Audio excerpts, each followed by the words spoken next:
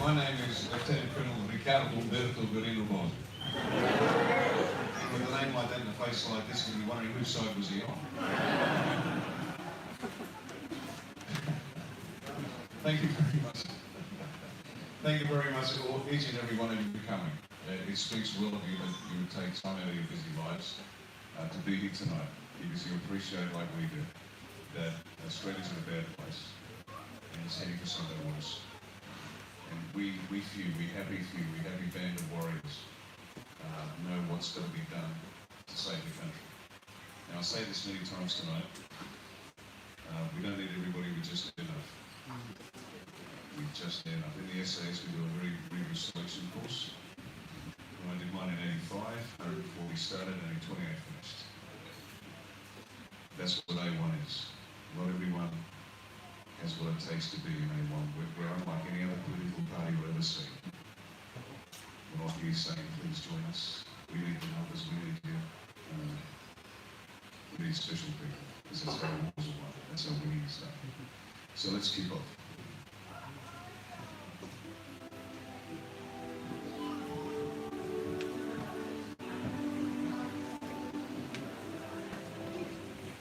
I'm Riccardo Bosi, a national business consultant, former Australian Army Special Forces Lieutenant Colonel, and a former Senate candidate, and I'm but one of many who are creating a new political party, Australia One.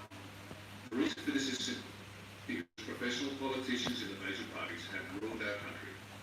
And since the federal election in May 2019, little has changed. Useless green dreams, collapsing manufacturing, damaging education, weird gender ideologies, Islamic terror and Sharia law, a neutered military, denial of free speech, out of control immigration, full-term abortion, African crime, suspect political donations, family court suicides, the globalist influence, failed water management, vote fraud, simpling fraud, and the list goes on and on. Did you vote for any of this? Australia's current future looks bleak, and there are other futures that look worse, and we need to change our trajectory. You see, we are under attack from foreign powers and ideologies, and that's bad enough. But they are being aided and abetted by traitors in our parliaments and our public service, compromised judges in our courts, ineffectual police running our constabularies, cowards leading our military, ideological enemies in our universities, and propagandists in our media. I say our because it is you, the Australian people, who pay for or subsidise these institutions. These organs of the state have been corrupted to the point where they no longer serve Australia, but themselves, foreigners, and other specialists. The forces arrayed against us aren't high-tech, and we are losing this battle because most Australians just can't see the threat. And those who do see it and speak out are severely outnumbered, maligned, defamed, and even silenced. Every generation has a role to defend what is good and to defeat that which threatens it. And like every generation, we will never face a more important responsibility. We must save Australia. We must ensure Australia remains a sovereign, self-reliant, Judeo-Christian Western democracy, which is economically powerful, militarily intimidating, politically free, culturally vibrant, and socially cohesive. To do this, our nation needs decent men and women who are willing to commit everything to a cause greater than themselves. We need to build an army ready to fight for our best future, an army ready to fight from local councils through to state and federal parliaments. Your voice is necessary. You don't have to be a parliamentarian, but you must fight for your family, your local community, and your nation. Now is the time to step up and rise to this challenge. If you know the difference between right and wrong, if you know what you're willing to fight for, and if you truly have the courage of your convictions, Australia One is your party. Join us.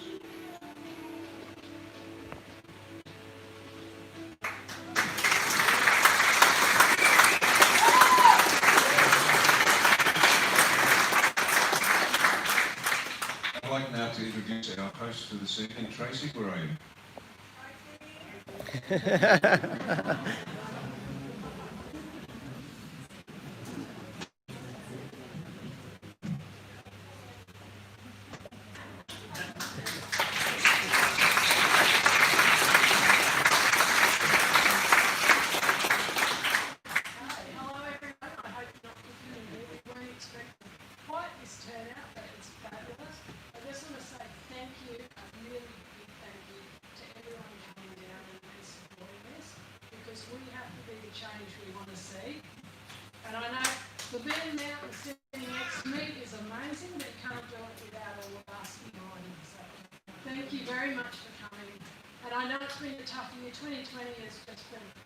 Extraordinary, and I'm not saying that in a good way.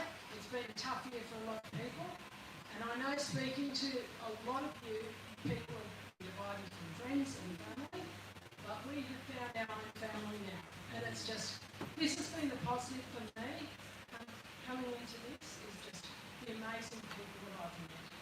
So thank you again, and I'll hand it over to Riccardo, and he can weigh in.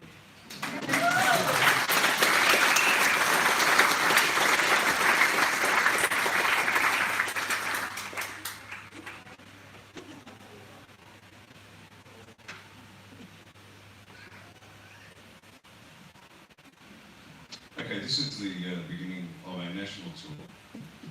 We've done northern New South Wales, we've done Sunshine Coast, and now tonight we'll be heading off through Slomo, through Dalby, Blackhall, Barkhall, and all the way up to we had to give Mount Isa a miss because they'd added too many Ks, unfortunately, too many days in which we're running short of time. Human, Townsville, Charters Towers, all the way down the coast and back again, and then out of here by the 24th of December. So it's going to be a very busy few weeks. But this is critical because what we found so far is all the groups we've spoken to, they liked day one when they turned up. By the time they left, they loved day one. And they said not enough people know about day one, but they soon will. And so this is not only important, it's critical. Because this face-to-face time, you get to put your finger in my face and make sure that I am the guy that I say I am, and that A1 is the party that you want it to be. And I say to people, don't jump in too quickly, read down to the objectives, read the policies to make sure you what we stand for, because this is your party, this is your army, and you're going to be leading. Now, some of you may have seen this, so bear with me if you have, many haven't, but you've got to understand the big picture before we get into the small picture. In the military, before we plan any operation, one of the first things we do is we set our strategic intention, which comprises three parts: purpose, method, end state. Purpose is what you're going to do, method, how you're going to do it, end state, what the world looks like when you're finished. It's a series of metrics to know that you've won, and you can go home. Give you an example. A siege hostage situation at the airport, 6 terrorists, 150 hostages, $100 million aircraft on the tarmac. Police can't handle it, they formally request military assistance, and the lads come in. Now, what do you think the mission, the purpose is? Is it to kill the terrorists or save the lives of the hostages? Save the lives of the hostages, because if your mission is to kill the terrorists, you can take out the plane and the families, and it's not so great. So the mission is always clear. Now, the next step isn't method. Method reveals itself. You go through a whole process. The end state is next. You've got to define the end state, because the end state will shape the way you go about your mission. Using the same analogy, the end state would be, for example, the hostages are safe and well, the aircraft is intact, and the terrorists are neutralised. Makes sense? And you can see that excludes a whole bunch of methods that may have popped into your head. Right? And so by going through this process, the method then reveals itself. Now, after the last federal election, there was a bunch of us decided that there was still a fight to have, because nobody was quite doing what we wanted to do. And so we spent a long time sorting out our policies, sorting out our constitution. It's taken a whole lot longer than you and I would have liked. But that's the difficulty of the constitution for the party, because the constitution is it's a guard against human nature. It's tough to do, because the moment you put up a set of rules, you get all sorts of spoons and crooks trying to get around it. And it's incredibly important that we get the Constitution right, so that we are protected against reverb. You turn that down just a fraction, please. There we go, that's good. That's perfect, right? Where were we? Constitution. If we get the Constitution right, it'll allow you to have as much power as possible without allowing the spirits in. So it's very important we get it right. Make it hard to take over the party. This is one of my major concerns. Our single biggest threat is that we build this magnificent party and somebody gets in and takes it from us. It's happened to every party that has existed. The once great Labour Party, the once great Liberal Party, the once great National Party, the never great Greens. They've all been penetrated by lunatics. And so we have to be extremely careful that that cannot happen. This party must survive all of us. This constitution must be so tight that in 40, 50, 60 years, when we're all gone, we're moving ahead and still doing what we need to do. So, we spent a lot of time sorting this out. Now, our purpose is to save Australia. And the next question is from whom? Well, you pick. There's no shortage of stooges lining up to try to do us in. Islamists, communists, corporatists, Bill Gates, you name it. They're all there. So the job is to save Australia. Now let's go to the end state. Australia is a moral, sovereign, self-reliant Christian Western democracy which is economically powerful, militarily intimidating, politically free, culturally vibrant and socially cohesive. And every one of those words has been carefully selected because it's pregnant with meaning. It's not like one of those vision mission batteries that you see stuck on a corporate headquarters that nobody ever reads. This actually matters. For example, sovereign. This is the prism through which we see every issue. So in the case of sovereignty, if an issue is likely to degrade our sovereignty, it's out. If it increases our sovereignty, we're in. That's why we want to see the UN out of Australia and Australia out of the UN.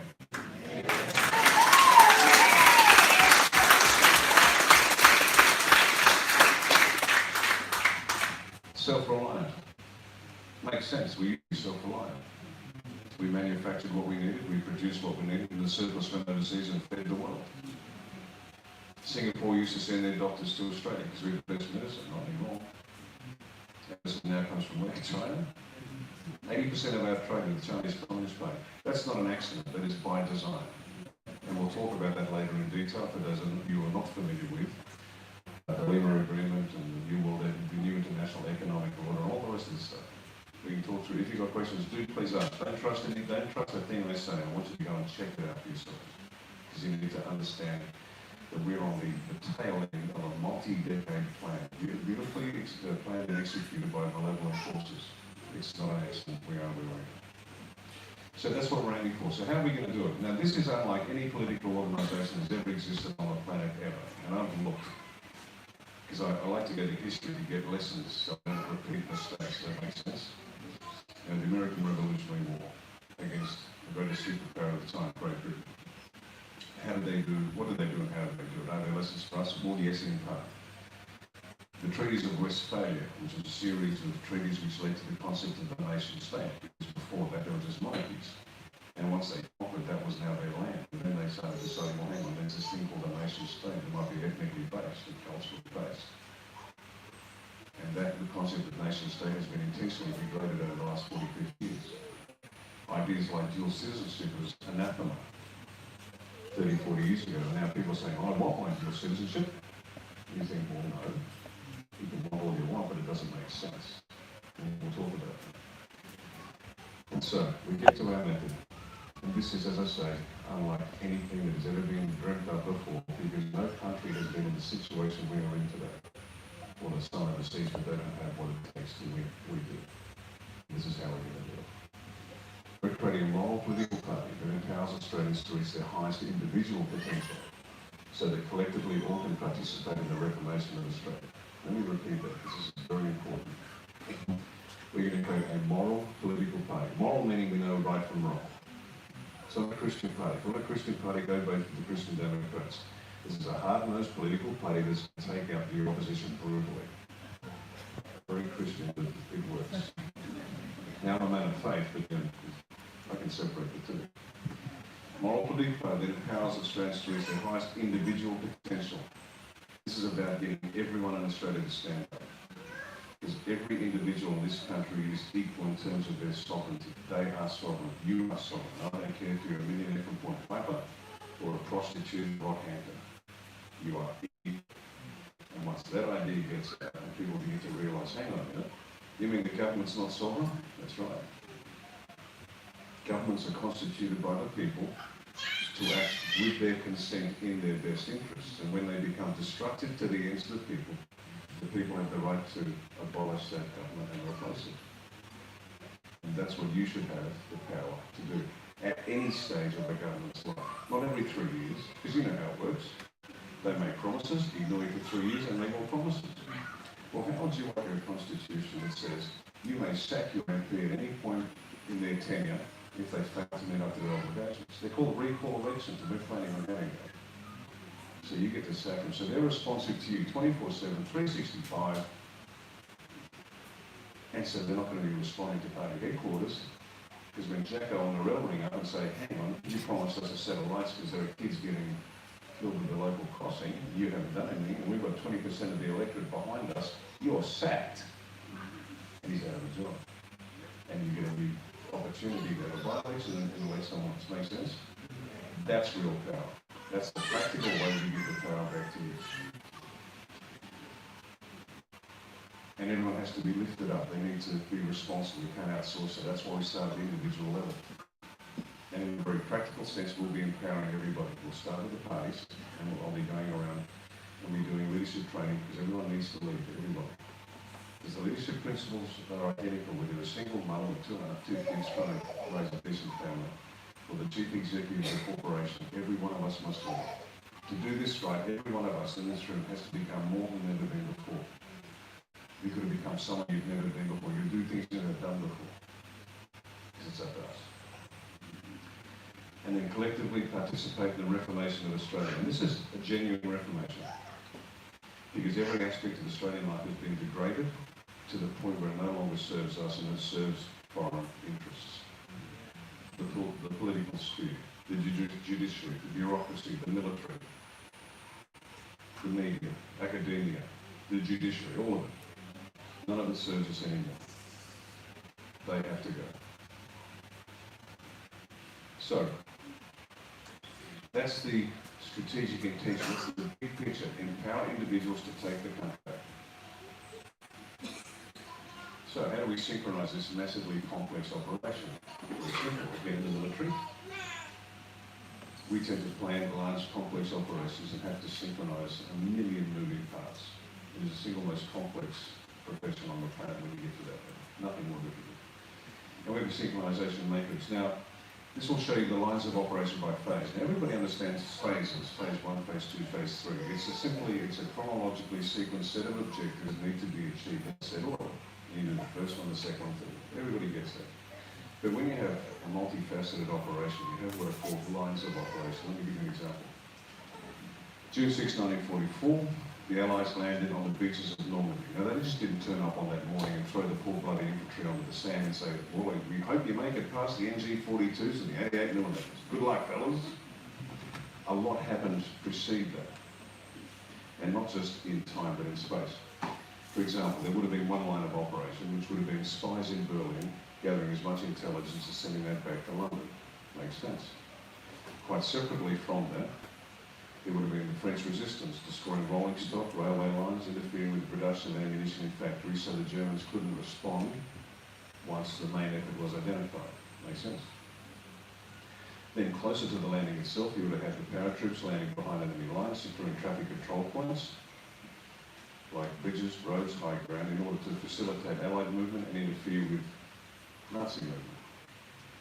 Then you would have the naval gunfire support, hammering the Atlantic wall, hitting the fortifications, softening them up to minimise their impact on the landing, and finally the poor bloody infantry landed and fought their way up the beach. Now you are the poor bloody infantry. You're the ones that will be printing how to vote, letterbox dropping, handing vote cards out, recruiting. Now what you need to understand, and the reason I'm showing you this is you need to understand there's a lot going on behind the scenes that is invisible to you. And in fact, not even all the executives know all the lines of operation. Let me show you. So they're the phases. Phase 1, build a party. Phase 2, win the people. Phase 3, win representation. Phase 4, win balance of power. Phase 5, win government, and so on. Fairly straightforward. Nothing particularly difficult about that. We're actually jumping ahead, folks. Let me jump in now. Because we believe that Scott Morrison is going to call an early election. The next election is not due until May 2022. We believe he's going to go this time next year. So we're 12 months away from the election. So we're going to jump ahead of it because we're a high-performing team here. And that's what our goal is. This time next year, our goal is to hold the balance of power in the federal parliament, 6 or 7 seats.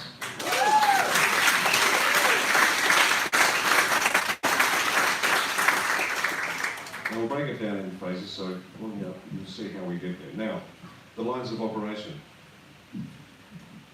The first is politics. The rest are classified. And as I said, not even the executives know all of them. For example, Sergeant Smith landing on the beach in Normandy wouldn't know the name and address of the spy in the Berlin headquarters who was sending information back to London, right? So you don't need to know. As people need to know, they'll be briefed in and out. But all you need to know is this one. That's where you live. There's a lot of stuff going on behind the scenes. I've been watching Trump really carefully. You know, the old 3D chess that everyone claims he's playing? 6D chess. Now, so you've got a series of objectives, and this is just a schematic to show you the meta process at work. And you've got all these others synchronized to make sure that what's happening at the top has the best chance of success. Okay? Now, what's interesting about this is politics is the most visible, yet least critical line of operation to our success. Let's think about that for a minute. It is the most visible, but least critical. We could actually never get anybody elected and still achieve our objective. How cool is that? Now, we are going to get people elected because it accelerates the process. We will become the federal government, we will become the state governments, and we will take back the country and accelerate the process. And by accelerate, it's still going to take us decades. Because the country has been so degraded at so many levels, it will take decades to repair. And we are going to have to be very patient and intelligent about how we go about that. Because, dictatorship's quicker, but, too many people get killed. So a very patient approach to repair the damage that's been done to our great nation. And that's the matrix, the synchronization matrix. That's what's going on behind the scenes. Now, Question, is okay, Riccardo? at the end. Otherwise we'll be here till midnight. I'm happy with that, but might be a few people want to go now. So questions at the end. So you and I are going to lead Australia one in a very real way. And I'll help you. We will teach you. I'll be running leadership seminars for every branch in the country. We go from branch to branch to branch and give you the tangible physical skills on how to lead. That's what I do for my business. I consult on leadership strategy and innovation to major corporates. And you physically need the skills because enthusiasm is great. But leadership is an art and a science. And once you master it, the rules are defeated. If we have 100,000 leaders in A1, the country's in good shape. We will lead Australia against the mob. Because a lie doesn't become the truth, and a wrong doesn't become a right, and evil doesn't become good just because it's accepted by the majority. The truth is the truth is the truth, regardless who says what about it. And that's what we here understand. That's a statement by Booker T. Washington. That guy was born as a slave, treated like an animal, fed slices of bread and rubbish, taught himself to read, worked in sulfur factories, studied. Eventually he became an advisor to presidents for the last 15 years of his life. Started with nothing, finished at the top. And he valued hard work and education.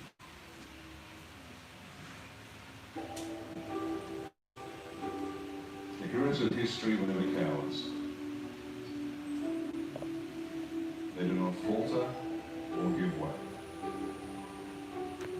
They do not despair in the face of almost hopeless odds. They have the strength and stamina to achieve whatever they set their minds and wills to do. They would not be the heroes if they were not men and women of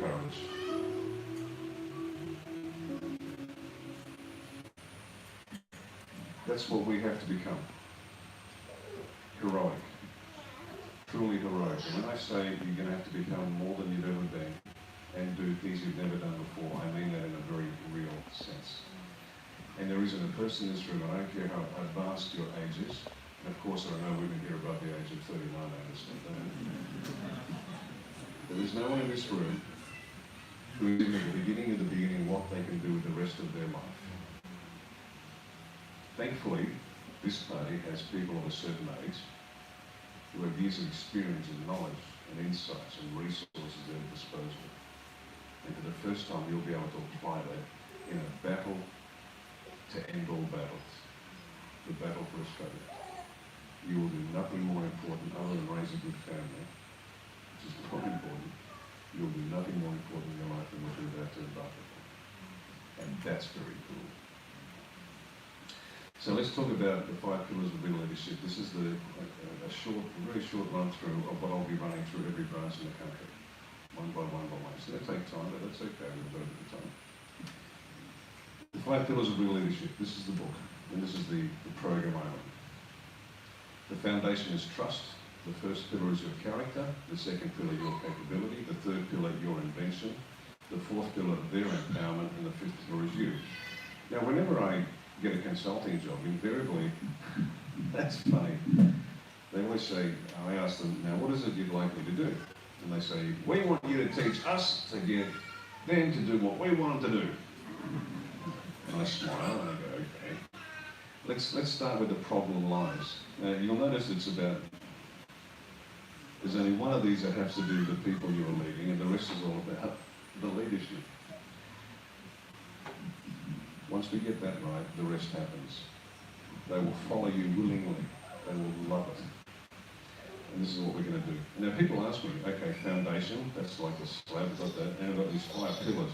But what's on top? Whatever you create. A life, a family, a community, a nation, a civilization. That's what you're doing. It's all identical. Now imagine an entire country that has that sort of an. Imagine A1. Do you think anybody can defeat us? Absolutely not. They won't know where to begin. So let's go through it very quickly. Definition. Definitions matter. A real leader is one who, using nothing but what they are, unites many to achieve good. Now I say this to chief executives all the time. I say to them, they have the power to fire and hire, to promote and demote, to increase their pay or reduce their pay. And if I say to them, if I took that from you, how many of your people in your company would follow you? And they look at their shoes and shuffle a bit. Wish I'd leave. That's real leadership. Not manipulation, not enforcement, not bribery. Now they're useful tools, I get it, and you need to do that. But we're going to create an entire party of leaders who, just by their sheer presence, inspire others to follow. That's what it is. The foundation, trust. Trust is the assured reliance that what was promised will be. In business, know this, always under-promise and over-deliver. I'll love you for it. We have to do the same. Keep your word, keep your word. If you can't do it, say, I'm sorry, I can't do it. If you're not likely to get that back on the phone call, say, I'm sorry, it's not likely, I'm going to get back to you. Trust. Now, trust, people think it's some vague and woolly concept. It's hard and measurable. It really is. And the first test is to trust yourself, because if you don't trust yourself, why is anybody else going to trust you? They don't. You've got to trust yourself first. As soon as you trust yourself, you will know how to live. Goethe, German writer, philosopher, brilliant man. Now, we've all had this moment where we're stumbling along and we reach a challenge and we sort of think, I want to cross that line, I don't think I can do it. I've got really good reasons not to step forward. And yet when you cross that invisible line for the first time, the feeling is extraordinary, and it's like you cannot see. It's like that scene out of the Harrison Ford films, what's it called? Indiana Jones. You know, the test of faith? And he stuck his foot out and he couldn't see. It's exactly like everybody that started the company knows that. And he put his foot out and he made it. It's the same thing. When you cross that invisible line, and there's a ton of room over here, I promise you, not too many get over here. When you get here, you are just different. And you say to the people back there, come on over. And they're all hovering over this line, going, no, I don't want to. That's where failure lives. And you get to the end of your life and you realise, my goodness, man, I should have done better. Because anybody in this room above the age of 30 knows that it's not the cock-ups that you regret in your dotage, it's the opportunities not taken. We know that. So take those opportunities as they present themselves. 5 components of trust. Be honest, be confident, be consistent, be measured, be loyal. Really simple. Tell the truth, even if it leads to your death. Because lies just aren't worth it. I'm too lazy to lie. I don't have to worry. If you lie, you've got to remember what you lied about. Just tell the truth. Be confident. Know your job. Master whatever it is you're supposed to be good at. Master it. Be the person that people come to and ask, how do I do this? Be consistent. Be consistent. Be consistent. Because unpredictability is pain. If you're a hothead, be a consistent hothead. At least they know you're crazy. Be you, unless you really suck, and then try to be somebody else. Be measured. The flight of emotion is natural. Let that pass, and then make your decision in that cold, rational state. Even writers know this. Write with passion, but edit with your head. Write with your heart, edit with your head. Same thing when you make decisions. Be measured. Be loyal. Now, be careful here, because blind loyalty is the wisdom of fools. Don't be loyal to people, because people are changeable. They get tired, they drink too much, they have a hangover, they slept in, they didn't sleep, they've got a headache, they got pregnant, they didn't get pregnant. They sold a house, they didn't sell a house, and they're all over the place. So try not to be loyal to people, but be loyal to an ideal, because that doesn't change. Pro tip, be trustworthy, but don't trust anybody. But always be trustworthy, utterly trustworthy. And I've been in that situation when I was consulting overseas, for example. Middle East, zero trust, zero. And I mean zero. Brothers don't trust brothers, fathers don't trust sons, it's terrible. And I was utterly trustworthy the whole time. I was never trusted, at least they knew maybe Rick will do a good job because he did a good job last time. First pillar, your character. Your character. Character first, character first, character first. Character. It's everything. It's everything. Definition. Character is a set of physical, emotional, mental, psychological and spiritual virtues that distinguishes one individual from another. And the best part about this is you get to choose. You get to choose your character by every conscious act of free will that you make. You choose your character. And you've got to get everything roughly right. Okay? You don't have to be Arnold Schwarzenegger, but it helps to have a body that is capable of carrying out your dreams and wishes and desires. Emotional, mental, psychological, and spiritual. That's you. And you get to choose. Now, the good news is if you don't like who you are, change. I've done it several times. It's okay. In fact, I wouldn't probably like the guy I was, 40 years ago. I'd say, you're a nice bloke, you're a bit of a dickhead. Straighten up. We get there. Now, to summarise it, and if you remember nothing else tonight except this, please remember this. This is everything in a nutshell. Real leadership demands 4 virtues. 4. Now, the first is courage. Now, smart people hate this. Smart people want wisdom to be first. Trouble is, how many wise people out there who have never achieved jack? And for those who are unfamiliar with that term, that's half a word.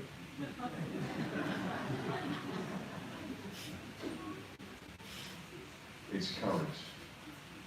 Physical courage, emotional courage, mental courage, psychological courage, spiritual courage. The capacity to go first. To step forward when nobody else does, because people will look at you and go, oh, wow. And it underpins a thing called social proof. Whoever goes first shows everybody else that it's possible. Even in physical pursuits like the 4-minute mile, and some of you know the story. For years, the 4-minute mile was considered impossible. The scientists, inverted commas, the experts, inverted commas, said The human body cannot withstand the forces required to run a mile in another 4 minutes. And then somebody did it. And within 12 months, another 3 people did it. Social proof. That's why courage is the first. Leaders go first. Even if it's dumb, people will follow. Because they've shown you this social proof. They've seen evidence, because most people don't believe until they see it. Leaders have to see it and believe it. You act in the face of fear. And there are many types of fear. Next, wisdom. You apply knowledge and experience with common sense and insight. So it's one thing to run a step forward, but you obviously got the smarts to know what to do next. So if you're not too bright but you're courageous, make sure you've got some smart bugger behind you to help you out the next step. Faith. You believe in the absence of evidence and act on that belief. That's what I was talking about earlier. You believe it's doable, you just can't prove it. And yet, what do? We do that all the time, don't we? Young men know that. 19 years of age, they see the good-looking woman. I know I can get her. The evidence is against me, but I know I can. He steps forward. And despite the 53 knockbacks, he still believes it. But you get the drift. It's that faith in yourself. Trust yourself. Back yourself. I can do this. Because that's where you're going to be. Leadership requires a level of independence. And you can't sort of, I want to be independent, but I need your help. You hold my hand.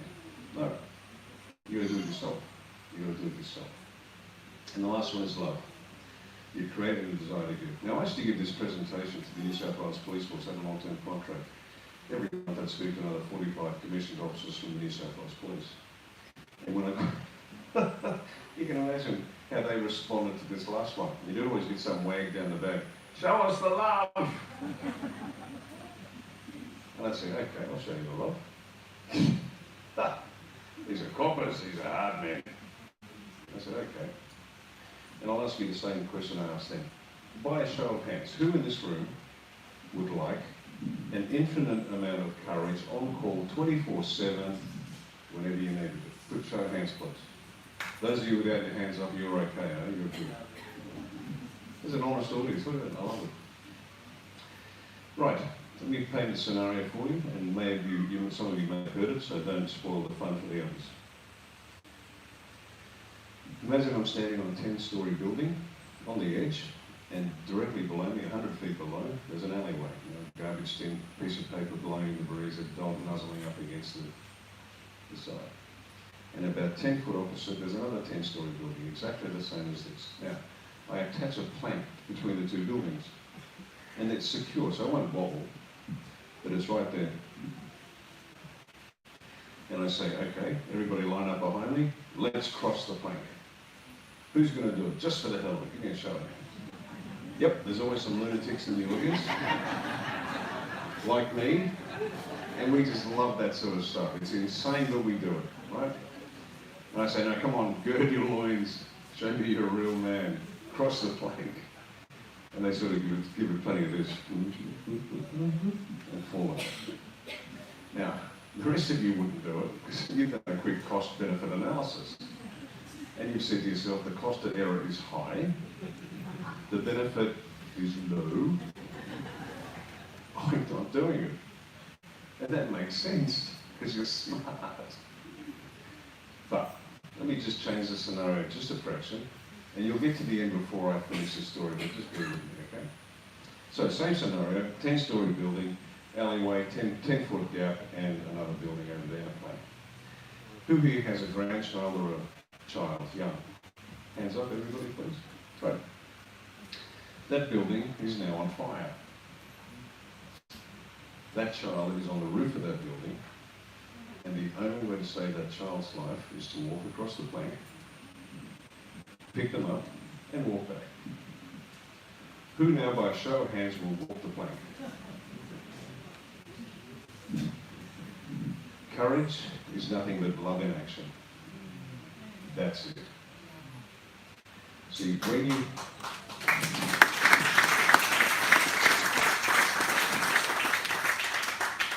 when you love someone or something enough, you will do what must be done regardless of the cost to you. And that's what this party is all about. We love our families, our children, our grandchildren. We love our country. And that's what's going to drive us. Remember that love. I love my family. I want the best for them, and I will do what must be done regardless of the cost to them. That's what's behind it. Cowardice asks the question, is it safe? Expediency asks the question, is it politic? Vanity asks the question, is it popular? But the conscience asks the question, is it right? And a time will come when we are faced with a decision which is neither safe nor politic, but popular, but it is right. And we have to be ready to make that decision. And that comes from a place of it.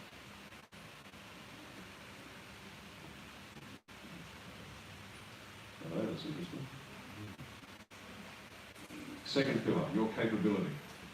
Definition, the power to achieve a goal when, where, and how you decide to do so. That's what a capability is. Different from an intention, a dream, or wish. The real capability to do it. Let's break it down into very simple parts, because this is what we need to learn to do as a party. Because this is new for me too. I mean, I've done some pretty exciting things in exciting places. I've never run a political party before. Neither have you. It's fine. We'll learn as we go. Just don't cock up too often. Two components to capability, skill and will. Knowing how to do it and wanting to do it. Skill and will. There's a lot of people with the skills who don't want to do it. And a lot of people with the will, they want to do it, but they don't know what the hell they're doing. We need both. Skill comprises two parts, the job and people. Know your job. Just know your job, know your job. Study it, learn it, find out somebody who knows it, and learn it and master it. And then people. Now, politics is unlike anything I've ever done in my life. And I've done a range of things in the military and business and all sorts of things. Public sector, private sector, you know. And the reason for that is very simple. So you can't just transport your current skill set to this world. I've seen it. I've seen business people, high-powered, executives, do this, do that, delegate, sit back and wait for their order. This is not a high-performing team. You'll have some high-performing individuals, you'll have some very enthusiastic volunteers, but the whole job is to get everybody across the line together. And so there's an educative, very patient, educative process that goes throughout this. And those high performers need to understand that sometimes they have to get their hands and knees and plug in the cord and take things down because nobody turned up. And you can rail all you want to at them, but you just get it to work. The other element to why it's so different is because, and this is why politics causes so much angst. Because there's a human dimension to this which is unlike any other endeavour on the planet. The business is there to make money, you hire, you fire, you make your money, you're good. The military is an enemy, you shoot them, you kill them, you win, terrific, it's all good. This is different because you're pressing against somebody's deeply held values. And when you press somebody's values, they're going to go from 0 to 100 really quick. And they're going to hate you for it. Give you an example. Our policy on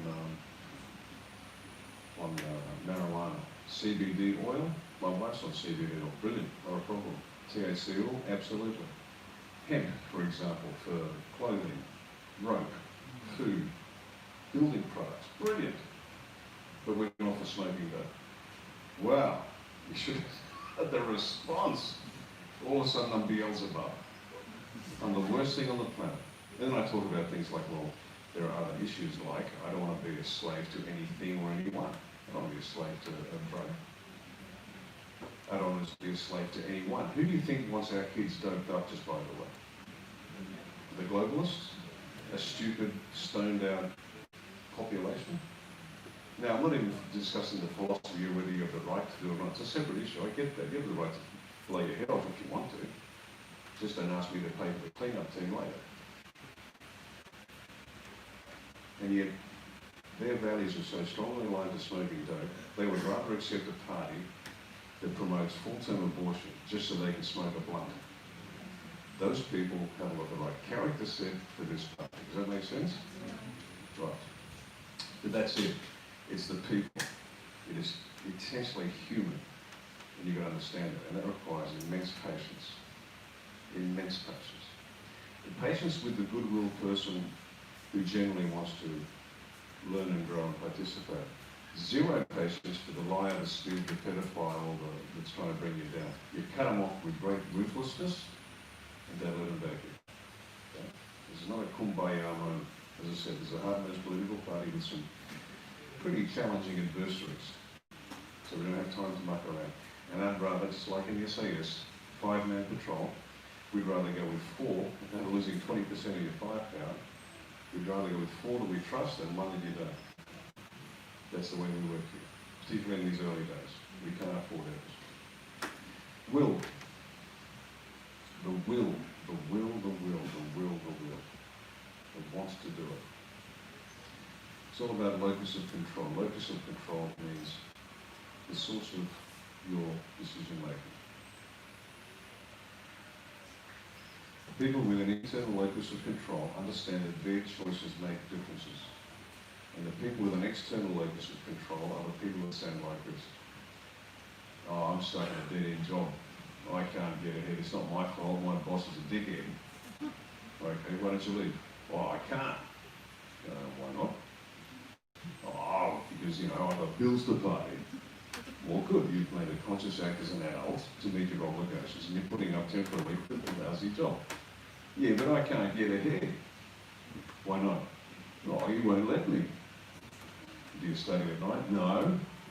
Why not? Well, I've got to get home and have a beer and watch telly. Okay. Do you ever drift? The people that will spend more time whining about where they are rather than doing something to get out of their hole. Okay. External locus of control, no place in A1. A1, you take responsibility. You win, you go, you know what, I did good. You cock up, you say, you know what, I cocked up. Internal locus of control. Our decisions, we know that make sense. And that drives the will. We take control. We are exactly where we are. And once you own that, once even your language is important, I can't get ahead. Yes, you can. You don't want to get ahead. Well, don't be rude. You don't know my backstory, man. Really. I'll show you a backstory that'll shut up everybody in a minute. Your invention. Now, invention is key. You are going to have insufficient people, insufficient money, and insufficient everything to do what you've got to be done. That's politics. Unless you're taking tons of money from crooks, which we don't do. So you have to be inventive. So definition, create something that has never existed before. Now there's 2 ways that you look at that. Like a brand new thing, which is hard to do, we'll talk about that in a minute. The easier way, in business for example, is the me too. You see somebody else doing it, you go, you know what, I'll change the colour, change it slightly, and I'll do it too. That's absolutely okay. It just hasn't been done here, but it's been done over there. Okay? Smart. Hello? That's why A1 exists. That's our reason.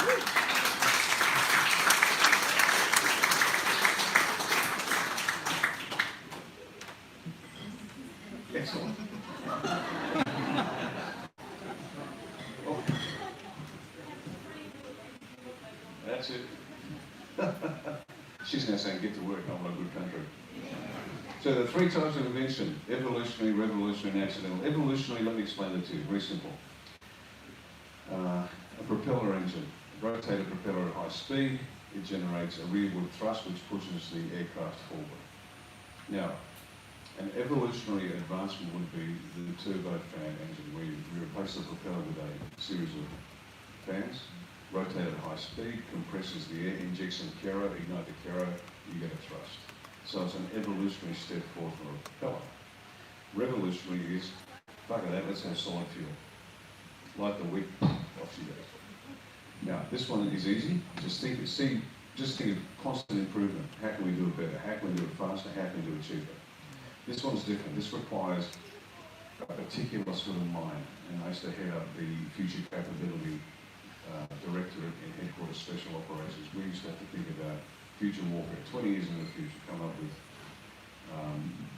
practical, hard, measurable plans today for 20 years. It's the holy grail of futurists, if any of you are into that. We actually created a world first, Nobel Prize winning cleverness. Typical military genius, they shut us down. It's okay. Don't worry about this one too much, this is hard. You need particular individuals, they have mercurial brilliance, but they're very hard to manage to keep on track. If you do it, brilliant, that was my job, we did. So keep an eye out for that one, just improve on a regular basis, and watch out for the accidental. Because you'll see something, you'll get this spark of inspiration, and you'll see something in one context that if you change it a fraction, it's a genius idea. So that's what you're going to have to do. Best example of that is a gentleman called Mr. Silver, who was an inventor with IBM, and he was trying to create a super strong glue. There is in the laboratory, mixing constituent parts, and he always could come up with this really weak glue. It was so awful. It was so bad when he stuck it to a piece of paper and put it onto the wall, you could just peel it straight off. Bloody hopeless, and he threw his hands up in despair. Now Silver had a mate who was a regular churchgoer, and he had pieces of paper in his Bible to keep track of where he had to go to next. And they kept falling out. And so he got some of this weak glue, stuck it on the paper, and it stayed inside the Bible, and it was finished, he could peel off and throw it away. The post-it note. And so the inventor was so deep in what he was trying to do, he couldn't see the application. So sometimes it takes an outsider to see something and go, you know what, I can see that. And that's accidental. So when you know that, so work on that, just constantly get better, see if there's a better way to do it, and keep your eyes open, because you might be able to discover something. Watch the US politics, they're very good at it. They're way ahead of us in many respects. You just adapt and adopt what they are doing. Our research and development team. I was consulting to a national pizza corporation some time back. And I was doing my thing, and I had the national sales manager, the state sales managers in the room, and they had their heads in their hands, and I knew that what I was saying just wasn't getting through, so I stopped mid-sentence and said, okay, what's really going on? What's the real problem? The national sales manager looked up and said, we can't hit our targets. The margins are way too thin, and we can't figure out how to get our sales targets, and we're getting backwards. And I said, no problem. How many in your organisation, from the chief executive down to the delivery drivers? And he said, about 100,000. I said, great. Get each one of those to submit one idea a month, just one. And you've got an R&D team of 100,000. And he looked at me and tilted his head, and I knew what he was thinking. And he said, most of the ideas will be complete crap. And I said, I know that. Complete nonsense. How many do you think will be any good? How many do you think will be lousy ideas? 99%. Great. That leaves you 1%. What's 1% of 100,000? Anybody here good at maths? 1,000. And I said, do you think you could handle 1,000 market-busting ideas a month? And all of a sudden his eyes widened, his jaw dropped, and he started madly writing. You got it. So you don't have to come up with the idea yourself unless you've got an ego. And folks, this is not the party for egos. This is the party for the best idea wins, doesn't matter who came up with it. And allocate the reward to the individual. That's what we're going to do here. The entire A1 family is our R&D team. Now we've got a constitution committee, we've got a policy committee, and we've got executives. But the real strength of this organisation is to make sure that everybody with an idea shoots the entire organisation, you push it up and we push it back down again, and everybody learns. And we accelerate the learning process by thousands of years by doing it that way. If we sit quietly and wait for top down, not going to happen. If you've got an idea, and I was talking to somebody tonight, for example, for financial control reasons, we haven't got merchandise going out just yet because we don't have the means to do it, we don't have the organisation, we don't have the ABN yet. And so people are saying, well, we want to produce merchandise, so they go for it. Shoot us you want, shoot us the mock-up of what you want. We'll test it for consistency of colour, branding and font and all that sort of stuff, so that branding remains consistent. And go and produce the stuff. Don't make a cent on it. Okay. Sell it at cost, but get it out. And we've had some people come up with this beautiful dark blue t-shirt that has got white stuff. We were talking to somebody today, nice ladies one, pink with a nice V-neck, because ladies need pink, need the V-neck. Little, what's it called? Up the side. There you go. It doesn't matter. Go for it. Just get it out there. Big A1 on the back, on the front, whatever it is. You get to decide. And this is the model that Baker's Delight used. When Baker's Delight first opened as a new franchise, way back when, probably in the late 90s, I think it was, they were the first franchises out there. They had a rule. If any baker came up with a better way of doing it, they'd send it straight up to head office. The head office checked it and sent it out to every other franchisee. Make sense? We do the same thing. We will beat every other organisation just because we will have an R&D department of 100,000. Fourth pillar, their empowerment. You know, this is the first time now I'm finally talking about the team. Everything's about you so far. So look at the mirror and realise there's the source of every problem you've got, and there's the source of every solution. Get that squared away and the rest is good. Definition, realisation that you are free. That's it. You're as free as you're ever going to be, right now. No, I'm not, man. I want to have a Ferrari, lie on the beach, work for it. Steal it. Do something. It's in here.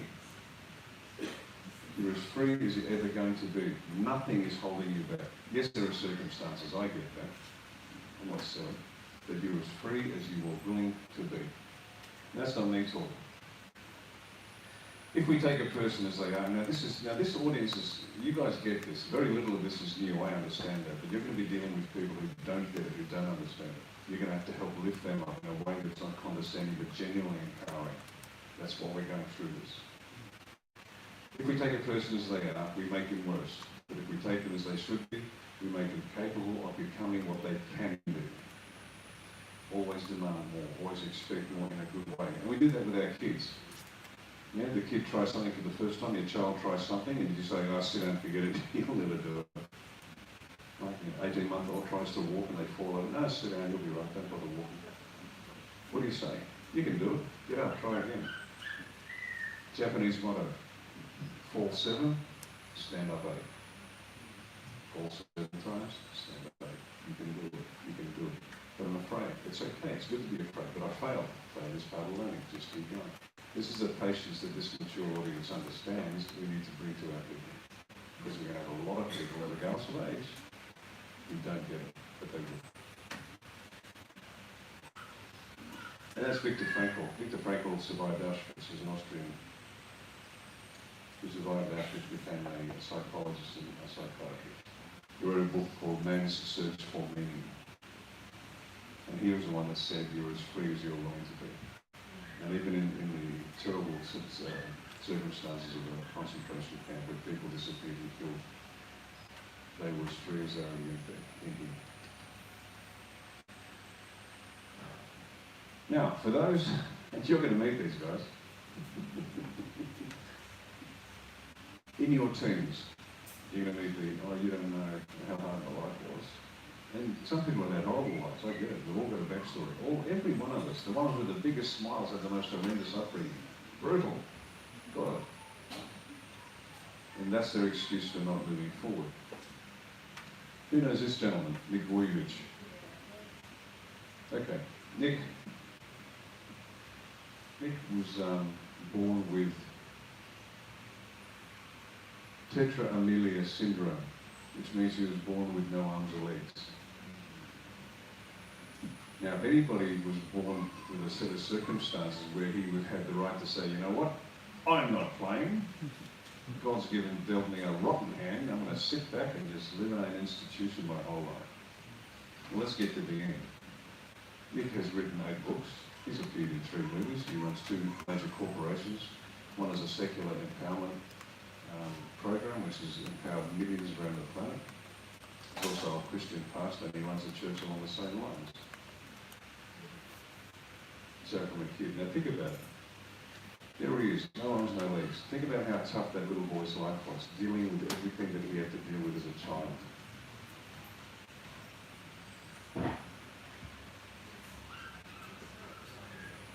At the age of 10, he wanted to commit suicide by drowning because it was too hard. And yet,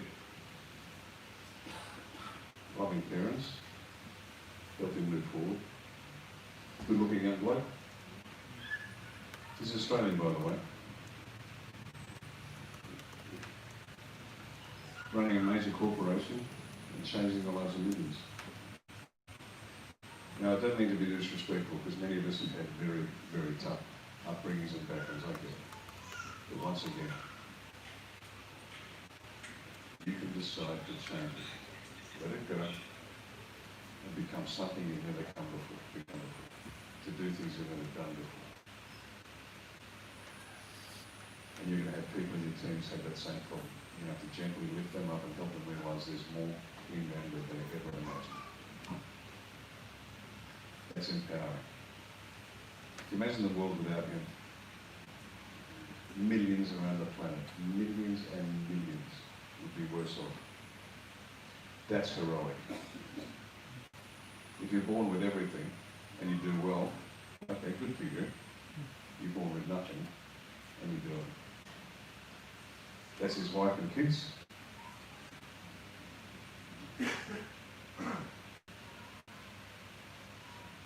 And that's him. So whenever you feel a bit news about your background, just think about good old Nick. Say a prayer if you're a person of faith, and if you're not a person of faith, better pray that the people are all right. And just step up. You can do it.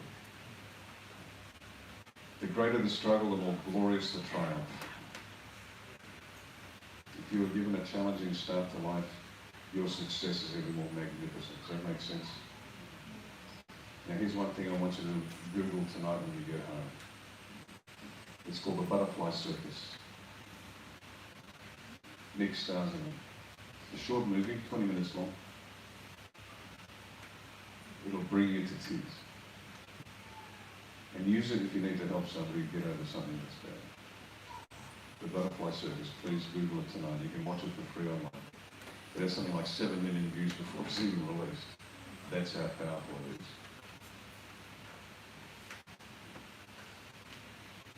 Okay, the fifth pillar, you.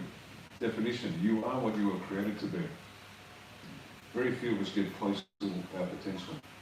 Very few. Because we hold ourselves back, all sorts of excuses.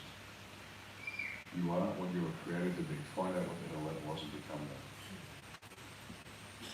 It doesn't matter whether you're a barista or, that's not the point. Become what you are.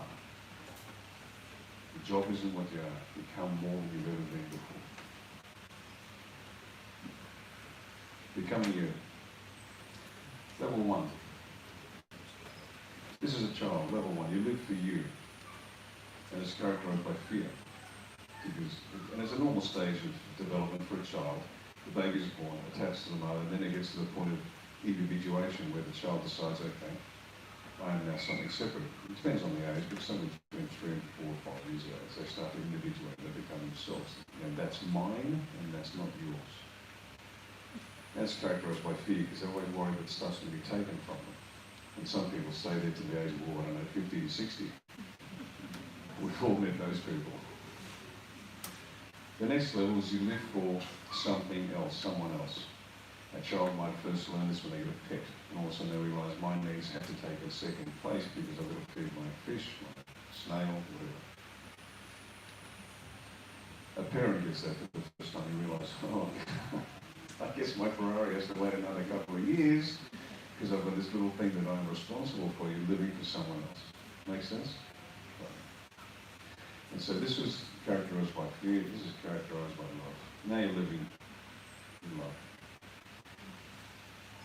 Next, you live for something, and this is easy because it's visceral, it's human. You can see it. You hear the whimper, you hear the cry. But there's a level above that where you're now living for an ideal. A vague concept, and you're willing to fight and die for it. A few people get there because fight for liberty. No, what does that mean? What time is my kitchen rules on? Can I watch that instead? This is real faith. Real faith. And the last one. And for people of faith, the other faith is faith in yourself. This is characterized by fearlessness. Now, if you're not a person of faith, just step to one side for a moment. For those of us who are, this is pure fearlessness. When you live through the highest ideal there is, and that's loving God. That is the source of such utter fearlessness that nothing will ever stop you again. Nothing. And if you want to tap into the wellspring of real power, that's it. And that's what we're going to do. Because you're going to lead Australia one, each and every one of you. You are its leaders. I'm just the guy that's currently organising the pieces with a team of dedicated volunteers. But you are A1, and you are the leadership of A1. Because, as I said, the Constitution says you get to run the party, not head office. We just keep things nice and tidy. You run your branch, you run the electorates, you run the state, you run the country. And that requires high levels of skill. So, trust, character, capability, invention, empowerment, and you. So, there is the lesson. Now we can take some questions. Thank you very much.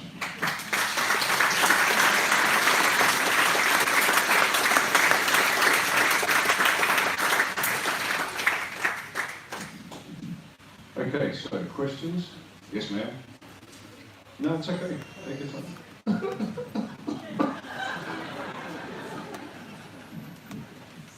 No, thank you very much for coming. Thank you. I appreciate it. Yes, ma'am. Okay. What's the next step? Great question. It depends where you are. If you haven't signed up yet, because there are a number of you that aren't supporters, go to AustraliaOneParty.com, read the aims and objectives carefully, read the policies. There'll be an updated one up shortly with more detail. But read it and make sure you know what we're doing. Don't assume you do, because you might find something you find distasteful, and then you're suffering buyer's remorse, and I'm a bastard because you didn't do the reading. So go to AustraliaOneParty.com, sign up as a supporter. Once you do that, you'll get an email back indicating the next steps. The next steps are this. Get a working with children's check.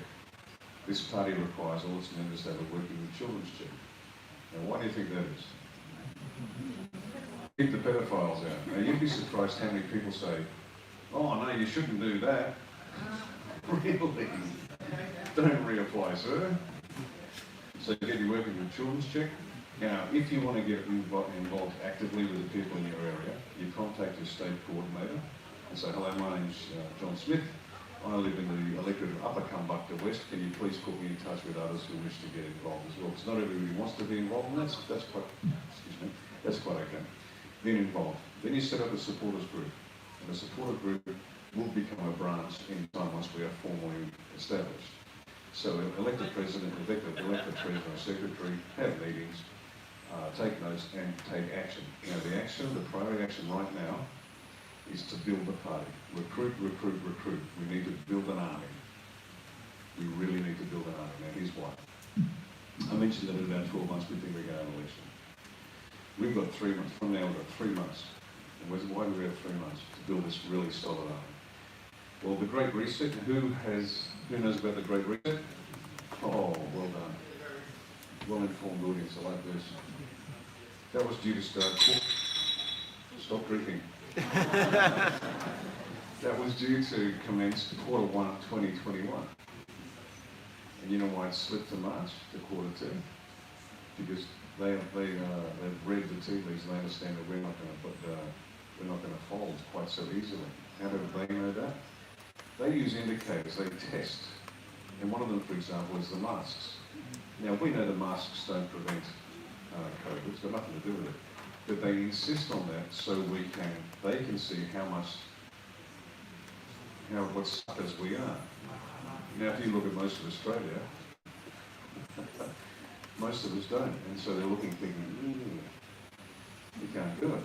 And old Slomo in Canberra and Thai massage parlour Albanese have failed to persuade the electorate that we should be wearing masks, which means we haven't bought this COVID nonsense. We're happy to take one for the team, take it easy and not get people sick. But the fact that we've got the masks on mean that they can't impose this on us because we turn around and go, oh, no, you don't. Because they misunderstand Australians. We are slow to anger. We'd rather sit back and relax and have a barbecue. You see it in the pub, somebody falls over and they go, settle down, son. Here's a beer, just settle down. Don't need to be dropped my beer. But if you're not going to do beer often enough, then the Australian will get up and take them outside and recalibrate them. So we're slow to anger and they misread us. And so we've actually won a 3-month reprieve. This is actually a big victory for us, because they've had to slip it. Because battles, whether they're military or political, there's never the great victory where everyone goes home in time for team medals. No. It is a constant push against evil of one form or another. And all you're ever doing is buying another week, another month, another year. If you have a big victory, it might last a little while before they regather, but they are always there. So there's a very long way of saying, recruit. We've got 3 months. Because come March, they're going to start forcing the vaccination on us. Now, here's the thing. Come March, if they say we're going to start forcing the vax, and we have a protest and 1,000 turn up, we have a problem. If we have a protest and 10,000 turn up, the police now have a problem. If we have a protest and 100,000 turn up, the politicians have got a problem. And if we have a protest and 1 million turn up, we win. Because they physically won't be able to move it on.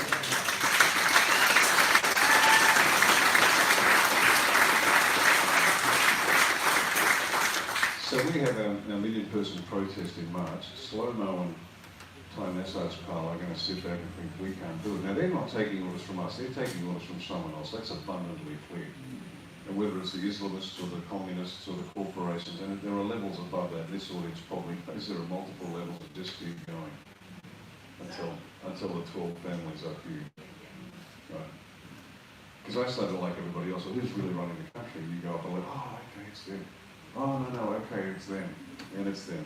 And even the communists, they're just the stooges.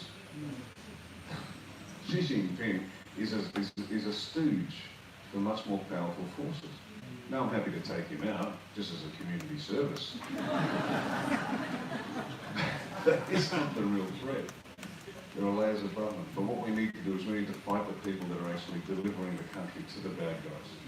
And that is the politicians, that is the bureaucracy, the judiciary, the constabulary, the media, the universities and academia.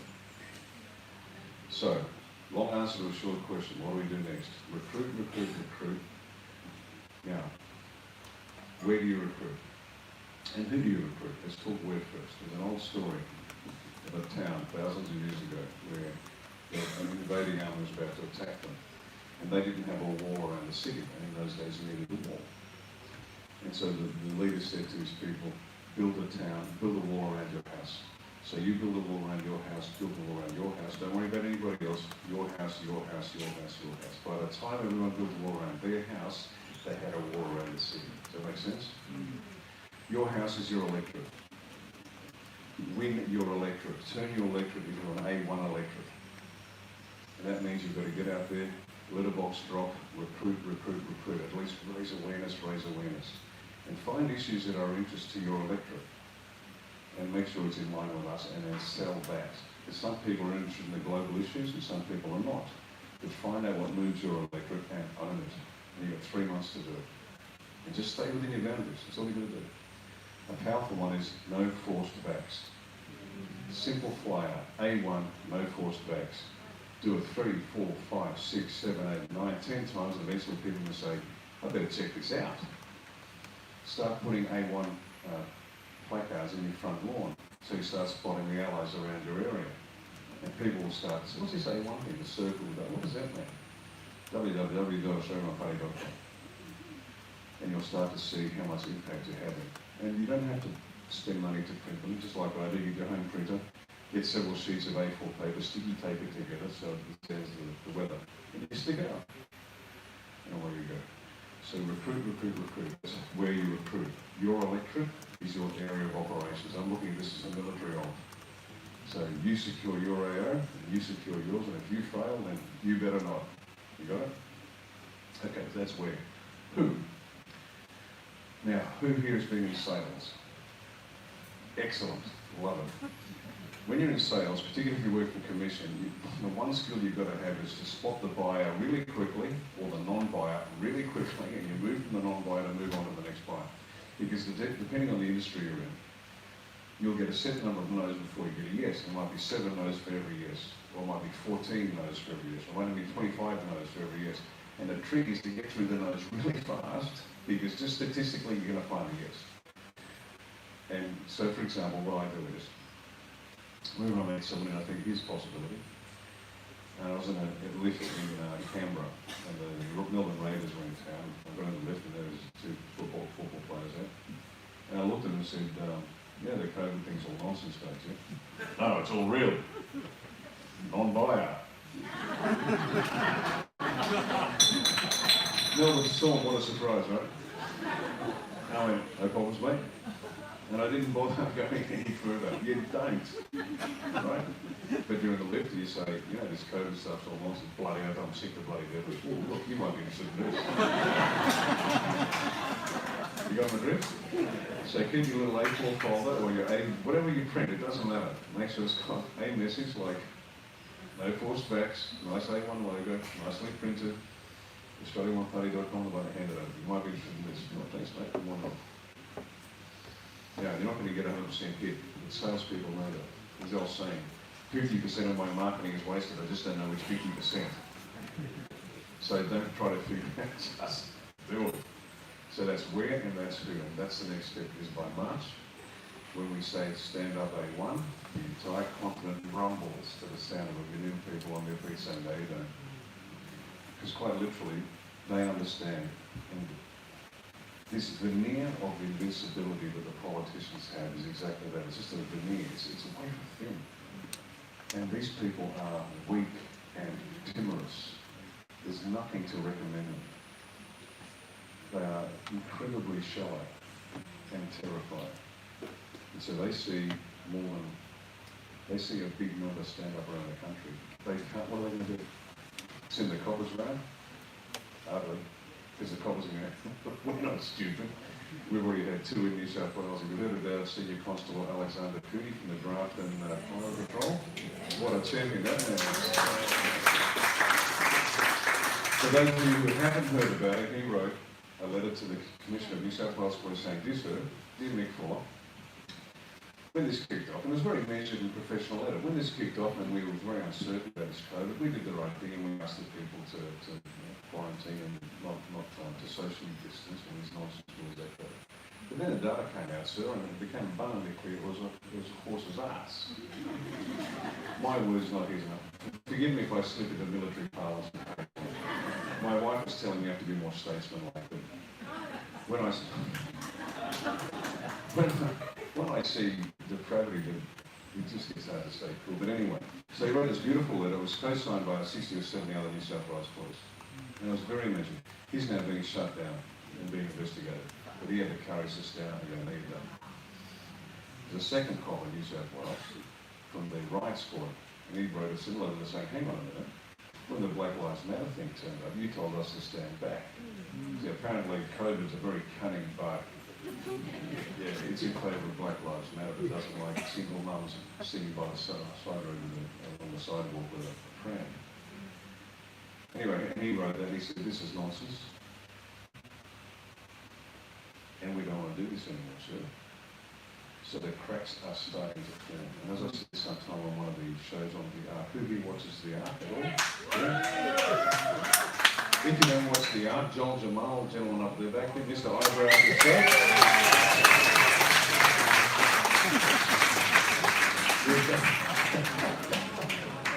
He's one of the sharpest 23-year-olds I've ever met. He's brilliant. If you haven't done it, Google tonight The Ark with Riccardo Bosi on Joel Jammal's YouTube channel. There are, 14 episodes now? And we've hit in excess of 2.5 million. 2.8. 2.8. 2.8 million.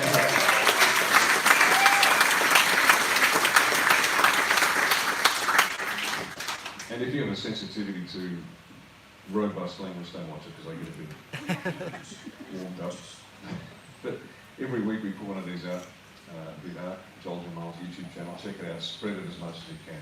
Just send it to everybody. And if you get nasty grams back, just don't worry about it. Water off the duck's back. Send it on, send it on, send it on. Get it out there because it's the shortest, sharpest, punchiest political insights you'll get. And just so you're aware, don't be offended when I turn around and address Justice Burden, who did the Afghan inquiry, when I say get stuff. There's a reason why I do that. One, I believe it because the guy needs to prove in his face. The other thing is these people have never actually been challenged before. And I said the same to Admiral Barry, a former Chief of the Defence Force. I called him a buffoon. Because these guys have spent 40, 50 years being untouchable.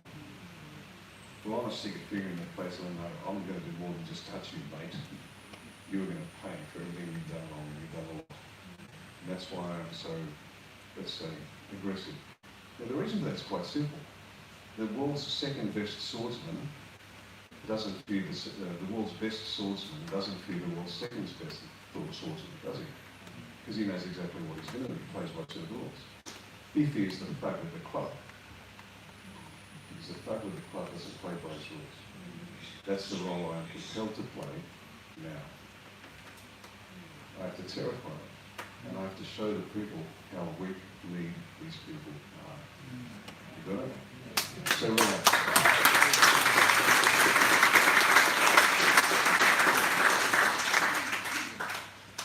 And so, work your electorate, own your electorate.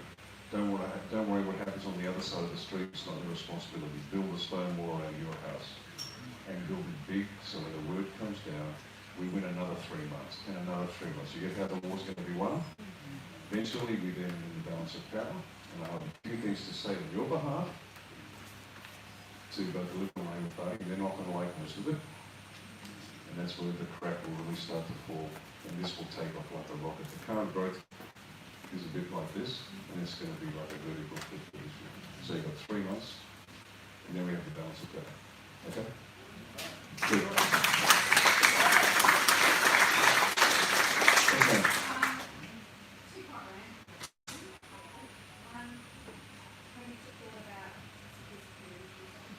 Yes. Oh yeah. Have I thought about security for myself? Yes. I have three levels: faith in God. 2, if anyone comes near me, I'll kill them. And 3, I have your more traditional approaches.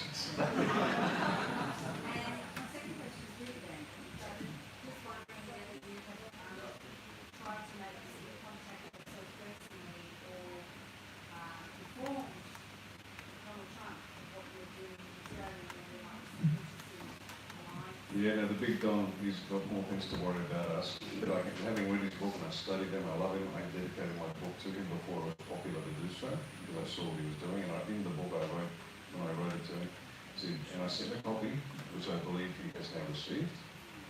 The feedback, because I've got connections within the Republican Party, let's say. I said, dear President Trump, inside the United States you save the world.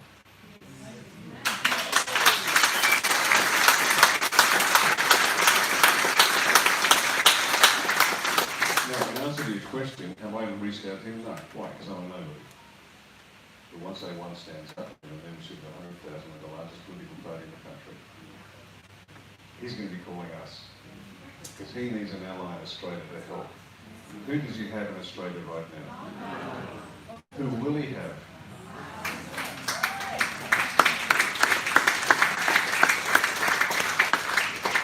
Yes, sir. Riccardo, when you speak about a political party and a political movement, my mind thinks the system, which to me is just cracked and broken and bullshit. How much of A1 is more of, speaking of us standing up together, more of a social party or a social movement than it is a political, or is it an element of both? Or is the social, so where does it fit? Oh, it's a hard-nosed political party, without a doubt, with political objectives. But the nature of our strategic intention is so unlike any other political party. It's not about power, it's about achieving a result. So we'll be working with as many groups and individuals who like what we're doing. This will become the biggest thing in the country. Because just demographically, most people believe in what we believe in. And that's why it's taking off like a rocket. That's why you guys are here. Nothing we are saying is unusual. What we are saying is what everybody else is thinking. That's rubbish. We want our country back. Is that too much to ask? No, it's not. So we'll have dimensions outside the hard political process. We'll just attract people. And we're going to have people coming to us, wanting to align themselves with us. So the social aspect we better understand, once again, I've got these lines of operation, which are very subtle, multi-layered, and each line of operation has several lines of effort underneath that. So this, most of which is classified, and I'm wondering it's how all much of that classified. is It's all us classified. rising up on the streets like you're talking about, which has got nothing to do with politics. Politics is I vote, and I hope there's a change. Social movement is I get on the street with 100,000 million people and make my voice count. Yeah, Is that what you're leading us and to? that's what's going to happen. That's part of it. But here's the politics part, but that's part of it. That's old school politics. See, politics in Australia has now become, don't do anything for 3 years, give your money to the party you like blue, you like red, you like green, you like yellow, hand it out of vote cards and go back to sleep. That's not how revolutions are won, and that's not how civilizations are created. We're going to have to fight, and we will. Well, thank you. You're right. Yes, sir. I've faced the process, especially with all the classified stuff that you've mentioned, but something that brings to me is transparency. When it does happen, and as you say, we do make it up there, there's something you can speak on transparency. Transparency is it's critical. Trust. Transparency is another word for trust, right? That is our centre of gravity. Whenever you plan an operation, you determine a couple of things. You determine what's the centre of gravity, the one thing you must protect without which you will fail. That's the one thing you protect most. And then you have decisive points, things that will assist you achieve your objective. Our centre of gravity is trust. And that trust is built on that transparency. So, most people understand, as I said, use that analogy. Sergeant Smith landing on the D-Day beaches didn't know the name of the spy in Berlin and his address and phone number and where his mistress lives, because that's just not necessary. But we'll be utterly transparent in as many ways as we can in terms of what you need to know in order to do what you've got to do. Because it's your fight, it's not mine. It's your fight. It's like when I was consulting overseas with the Emiratis. I retired, I'm the expert, I come in, I do their planning, I make sure they've got the things organised and we go. It's their fight, same with you. You guys have to have what you need to know. And you will know, and we will reveal elements of this as we go along, and it no longer serves us to keep that classified. But there are multiple layers, deep underground. Look, when they write the history of A1 in 20 or 30 years, much of it will be revealed. You'll go, oh, is that right? Oh, man, I love that. Now I know why that happened and why I loved it and why it was so popular. You got it? But yes, transparency and trust. Yes, ma'am. Yes, sir. Yes, sir. My question is back on this as well. Yeah. I guess, how are you going to go about disclosing all of this and to what depth? Because it's pretty apparent the political powers to Australian consensus are clear. So to what depth do you disclose what and that's what is understanding that it's consult from various people around the world. So would you let this interfere with disclosing information to Australian public? No. We're going to disclose as much as we can, as fast as we can, as soon as we can. And it doesn't matter. I mean, things through from, extraterrestrial contacts. There you go, I knew where you were going. All that stuff, I mean it. And whether it's real or not, I've got no direct evidence of whether it's real or not. That's not the point. You should know. You should know. And whatever we know, you should know. And here's another level of transparency and trust. We're not allowed to read the cabinet minutes from our cabinet meetings for 30 years. That's all the crooked bastards are already dead. Sorry, folks. Every week we're going to release another year. So you get access to the cabinet nonsense immediately. And we're going to release it over 30 weeks. You'll get, and all the crooked bastards will be locked up and serve time. We're letting it all out.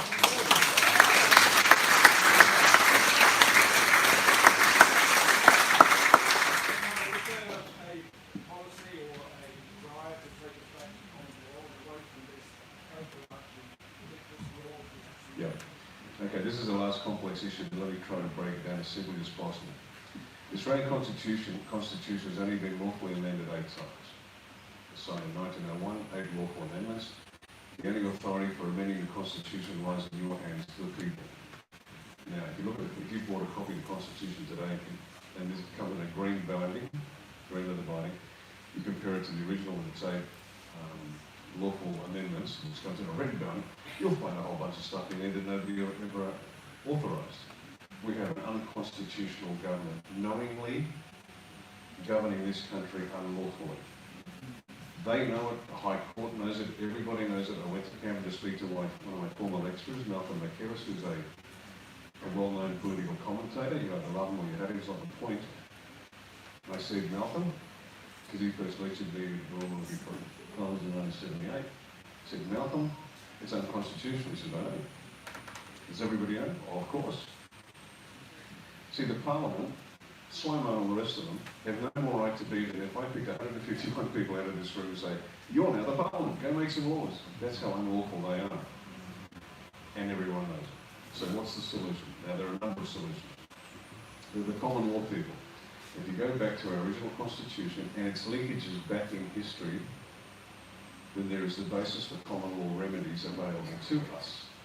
And they are being pursued. That is, the people are able to form grand juries, put out arrest warrants, all sorts of things. The trouble with that is, and I love it, and we give a lot of support to all of these groups, because as far as we're concerned, these are different armies attacking the same hill, the same enemy on the same hill. So the common law people here, then we've got the lawful rebellion people.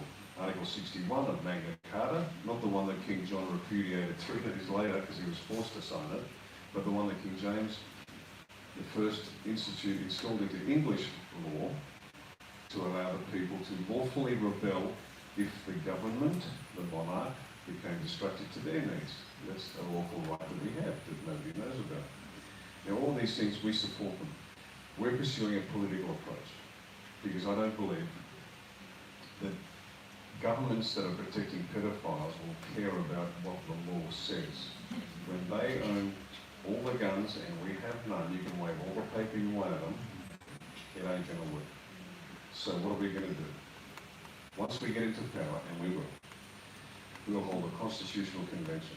Because what we've discovered is that the 1901 Constitution, with its 8 lawful amendments, is inadequate for a 21st century Australia. How do we know that? Because Comrade Dan and all the rest of these lunatic premiers, Palestine and the rest, have been doing things that have not been unlawful. Not everything they've done is unlawful. It's immoral, it's terrible, it's wrong, it's destructive, but not unlawful. And that's terrifying. I have a feeling that most Australians would like to have more say on how they are governed. So we go back to our 1901 Constitution with its 8 lawful amendments and we have a constitutional convention to redesign it to meet our needs. Now, we don't want to throw out everything because that Constitution allows us to go back, if we wish, as far as Magna Carta, and continue this legal tradition on which our rights can be based. Now, there's another approach where we throw the whole thing out and start from scratch, like the Americans did in 1776. And that's okay too, in the sense that it's a process. Now, that leads to a problem. Most Australians, once we have this constitutional convention and we provide a number of alternatives, they won't know what constitutes a good constitution. And who knows? We don't. Because why? They never taught us civics. Why? Because they didn't want a smart and intelligent and informed public. That will change too. And so, parallel with that constitutional convention and probably preceding it, because it's going to be hard finding a judge that's straight and who can run it, that preceding that will be an educative process to help inform the Australian people what they should be looking for in a good constitution. And people say, what do you mean? I say, for example, and don't put your hands up because embarrassment can hurt feelings. Who here would like a pure democracy? Hands up. And I say, be careful what you wish for. Because a pure democracy is like 2 dingoes and a rabbit voting on what's for dinner. See, when 51% of the people realise they can vote themselves the rights and the wealth of the other 49%, you're on a fast track to hell, and that's where we are right now. With all these people saying, oh no, I've got my social security, free money here and free money here, and I've got free solar. There you go, free solar. Somebody's paying for it, not you. And we keep doing that. And that's why they give it away. They make these, because they're trying to strip you of your wealth. So, democracy, pure democracy, not a great idea. So what's the alternative? They say, okay, well, let's have a look at the American system. It has some excellent qualities. I'm not saying it should be adopted because it has some flaws as well. But for example, they consider themselves a nation of laws, not a nation of people. Meaning, it's not the rule of the mob. It's not 51% therefore. They have enumerated rights which cannot be challenged except by a constitutional amendment. The right to free speech, the right to bear arms, all those rights. The Bill of Rights. And so they can't. So even if most Americans decide to vote away somebody else's right to free speech, you can't. Because it's, we hold these truths to be self-evident. We were created equal, and they were endowed by our Creator with certain unalienable rights. Among these are life, liberty, and pursuit of happiness. So it's there. So we get to decide, and we should decide. We should have the right to decide how we wish to be governed. Not the guys at Canberra. We're going to invert the pyramid. See, people think sovereignty lies with the government. No. It's an upside-down pyramid, and they're at the bottom, and they have 25 million people bearing down on them. And the Prime Minister, for example, should be answerable to this 25 million. See, one characteristic of the US system I like is they vote for their MPs and their senators, but I love the fact that the President is actually popularly elected. So he or she responds to the people, not to the party machine. Do you see how cleverly they design their constitution to make it hard to take the country over? Our constitution has to be the same. It must make the design so it's difficult for some totalitarian to come in and run the place centrally. That's why whenever I see centralisation of power or centralisation of anything, alarm bells go off in my head because it's too easy. You've got to design it so it's difficult and frustrating to take over. Yes, sir. How do we get A1, even if we get everyone supporting, everyone's excited and want A1 in power, and then we go on to vote and there's some dodgy election machine counting, how do we deal with that? Line of operation, line of effort, sub-line of effort 4 alpha. There are many, we're not silly, we know it's corrupted, right? Now, you've heard me speak about the corruption of the electoral system many, many times. Dr. Amy McGrath, the frauding of votes, the frauding of elections. Bob Hawke should never have been elected because they flipped enough electorates. For those who don't know, Bob Hawke should never have been elected. The Labor Party regularly buses people around. They vote multiple times. Thanks for coming, girls. What they do is they get a bus, 20 people on the bus, and they go to various booths and they vote multiple times. And people say, how can they make a difference? Well, elections are one of the marginals, and the marginals are won by a couple of hundred votes on each side. So if you get a bus or 4 or 5 buses, all multiple voting, you win an electorate. In '86, and this is the ALP themselves admitting this, they were hooting and hollering because previously they'd flipped electorates, but now they flipped enough electorates to flip the election. And then they got into power and they changed the electoral law, and so in order to register to vote, this is the sort of things they get up to. And this speaks to your point that it is corrupt, and we know it. So instead of, if you want to register as a voter, you used to have to provide proof of residency, proof of citizenship, eligibility to vote, and get signed off by somebody in authority. Well, the Labor Party changed it, and Senator Robert Ray was boasting. They changed it so if you're enrolled in the electorate of Upper Kumbuck West, you can now authorise as many other people as you like. Now, you don't think that set us up for corruption? Of course it did. So what do? We have multiple solutions to this problem, because we know it's coming. Here's just one. We send people in, and we've got massive numbers, huge numbers. And we've got to focus like a laser on winnable seats to make sure we just flood it day one votes. And they come out, and the results come in, and they say, oh, I'm so sorry, A1, you only got 3% of the vote. And we'll go, really? God, that's bad luck. Thanks for that, AEC, or QEC. Strangely enough, though, I have here statutory declarations.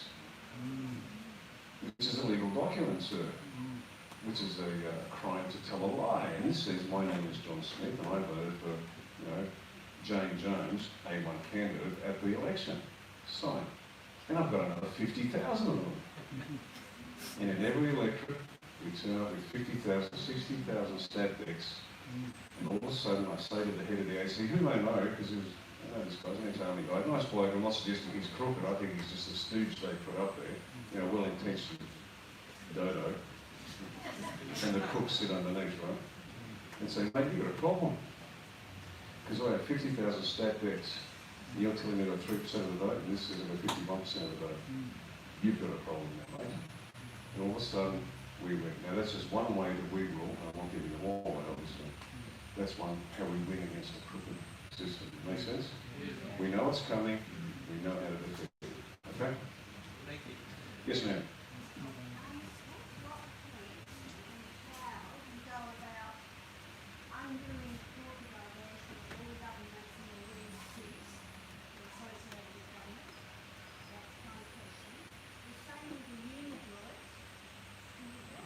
Sorry, you can say with the... I'm not aware of the unit, sorry.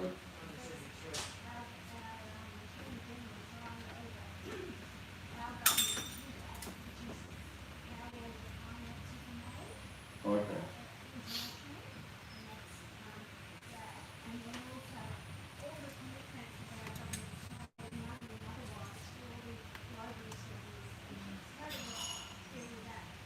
Okay. The corporations, I'm guessing you're talking about the corporate entity that is Queensland or the corporate entity that is Australia. The corporate entity is, yeah. Yeah. Let's do the easy one first. Any agreement that's been made with the corporate crooks will just say, no, we're just not playing anymore. I'm not going to play their legal games. Remember, plug with club, okay? So if we just say, let me give you an example. If we have debts with China, right? We ring up G and say, not playing it. Thanks, click. And what's he going to do? Take us to the court, write us a sternly worded letter? All we do is we say no. And what are they going to take us to The Hague? And we don't turn up to The Hague. See, this is how you win a fight. You don't play by their rules. You don't climb into the ring with Mike Tyson and hope to win. You swing by his hotel and you put 2 9s in the back of his head while he's sleeping. I'm not being facetious, I'm being very serious here. We don't play by their rules. You've got to understand that. Stop playing by their rules. We don't do it. We just say no. Now here's the thing. Worst case. They shut us down from the rest of the economy, the world. So, we have all the resources we need, all the water we need, all the space we need, all the brains we need, everything we need. Who remembers South Africa when it was blocked by apartheid? Now, should it have been blocked? Probably apartheid's a bad thing. That's not the point. But what happened to South Africa? They were the global pariah, and yet they built an entire economy from within their own resources. And they don't have a 15th, and that's a very small amount, of what we've got. This country will be self-reliant and we're going to tell them to get stuffed. And I mean it. We cannot play by them. And I'm not dismissing you, man. The corporations mean nothing. And I will ring up Don and say, Don, can you help us out? He said, yes, here's the documents. Thank you. Because Trump currently controls the Fed. Nobody knows that. Some do. You get my drift. We're not playing by their rules anymore. And anybody within the organisation that tries to play that game, what they don't know about is that we're tightening up the definition of treason, we're tightening up the definition of sedition, and it'll be capital punishment for the highest levels of treason, and it'll be life imprisonment for everything else. They will not see the light of day ever again. And so when we hang the first bus,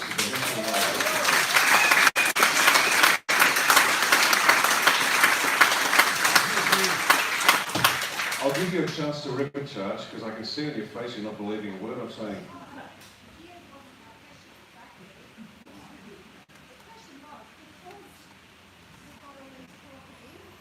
Yeah. Oh, okay, that's easy. Okay, we've got the corporation, the Queensland Police. It's a corporation. Now, the average copper doesn't know they're part of a corporation, right? The average digger doesn't know it's part of a corporation. So we just leave it as is. We transition from what they are to what they should be. We rewrite the oath. We rewrite the setup. We let them continue what they're doing, because we don't want anarchy. That's just insane. And we just say, right, here's your new oath. It's to the Australian people. You clear on that? Yes. You are now part of the Australian government, not some sort of corporation. Great. And it's as simple as that. We transition. We still need a military. We still need police. We still need all these entities. So we transition them from this corporate model to one that you control. A government entity, not a corporate entity. That's the easiest problem. Sorry, I misunderstood your question. Yeah, no, that's easy done. Just one at a time. But I will be taking the top off every one of them. Every admiral, general, and air marshal will be sacked. They're part of the problem. Every commissioner will be sacked. And we'll start promoting. I'll do exactly what Trump does. You've got 12 months. You cock up, you're sacked too. And we will transition to the point, and we'll just have to keep doing it. We'll transition to the point where we have a police force that serves us, we have a military that serves us, we have a bureaucracy that serves us. And the rules will change. But as I said, it'll be done brutally as far as they're concerned, because we're not playing their game anymore.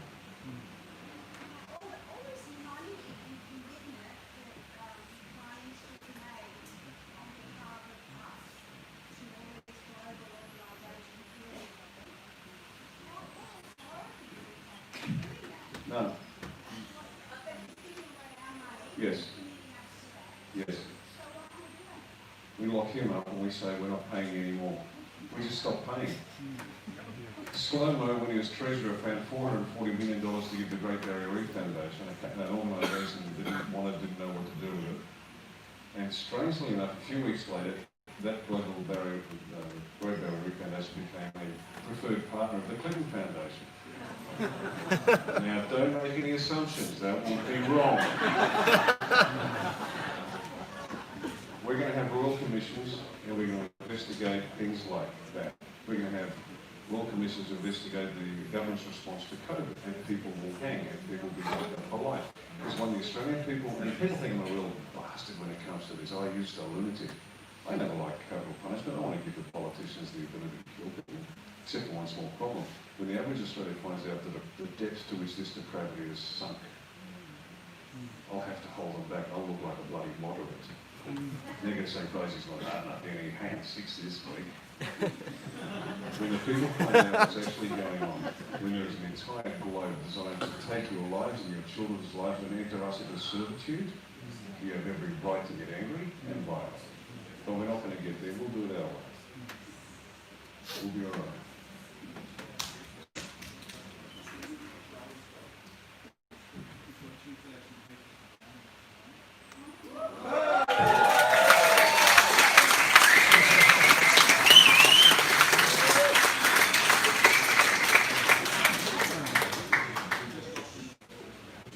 Okay, let's give the 2000 online a quick cheer. Aussie, Aussie, Aussie!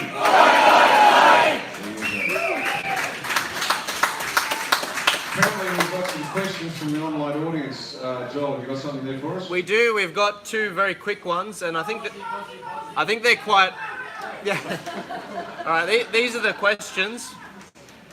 So one is quite pertinent. It's from someone called Corey Mark Fisher. Question for Riccardo. Where did Fraser Anning go wrong in his campaign and public image? And then I've got a second question for you when you're ready. Okay, Fraser Anning didn't go wrong. Fraser Anning's Fraser Anning. He's just himself. Where he went wrong was, not so much him. His organisation was penetrated by spies, and my information indicates that actually came from Peter Dutton's department. It's one of them. I could be wrong. Peter Dutton's probably a lovely bloke. And he's not protecting pedophiles. Oh, hang on, he is. Because he hasn't said anything about the 28 VIP pedophiles. But back to your question, where did Fraser Anning go wrong? Fraser Anning's party was penetrated by spies and spiffs. How do I know that? Because they approached me and said, hey, Fraser's out, you're in. Let's give you 8,000 new members. I said, go to hell. Because it's not your right to hand over people and their rights. It's up to the membership to decide where they go. I actually contacted Fraser and said, dear Fraser, you've got a problem in your party, mate. Best you fix it. So it wasn't Fraser Anning, and that's why I'm so careful about who we lead into A1 and how tight the Constitution is. Because the Liberal, Labor, Nationals, Greens cabal, who are fully owned subsidiaries of the Chinese Communist Party, the Islamists and every other bad force on the planet, need to bring us down, and they will. Watch this space. As soon as we put our application for membership as a political party in, they will use lawfare to shut us down. Watch this space. So the lawyers amongst you that indicate they're happy to help when they can, we're going to need everything we can. Because we're going to show them the law good and hard. So it wasn't so much Fraser Anning, it's the threat through the cabal that he represented, that he wanted to give sovereignty back to the people, like Pauline intended, and like we will do. Next question. Second question's from Carl Phillips. Joel, I would seriously like to know Riccardo's thoughts on fixing the water and rivers problem, sale of water in Australia, and corruption, please. Oh, no problem. That's an easy one. Section 100 of the Constitution makes it illegal to trade water. And yet that piece of filth, and I'm glad we're going out publicly, Malcolm Turnbull, I hope you're listening. That piece of filth, Turnbull, and that shocking party that he allegedly leads, allowed the water trading to go on. Now, here's how it works. You know, he's a globalist shill of a Prime Minister. Let's call him Michael. What does he do? He screws up the water system so badly, the water goes from $60 a gigalitre to $600 a gigalitre. Poor farmer can no longer afford to run the farm, he's out of business, he's got to sell. Gets picked up by somebody else. Mr. Singapore then becomes a water trading guy and actually says publicly, hey, Australia's got the best water trading rights on the planet, I love it. Well, good luck, Mr. Singapore, but it's illegal. So what are we going to do? What's the solution? Very simple. If you buy a stolen car and the coppers turn up and say, excuse me, that car's stolen, do you get compensation? You just lose the car. Mr. Singapore and Mr. China and everybody else that's been trading water will have it ripped away from them because it's illegal, and they can go to hell. And every bloody politician in this country has got their fingers in this. And they're all going to pay as well.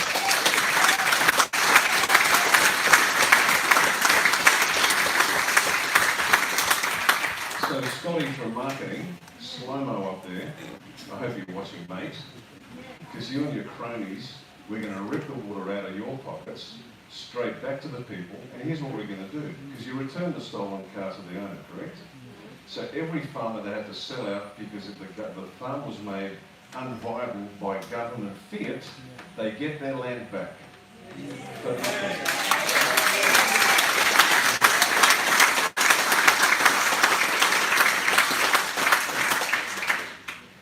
let's make it even better. You've heard about the Bradfield scheme?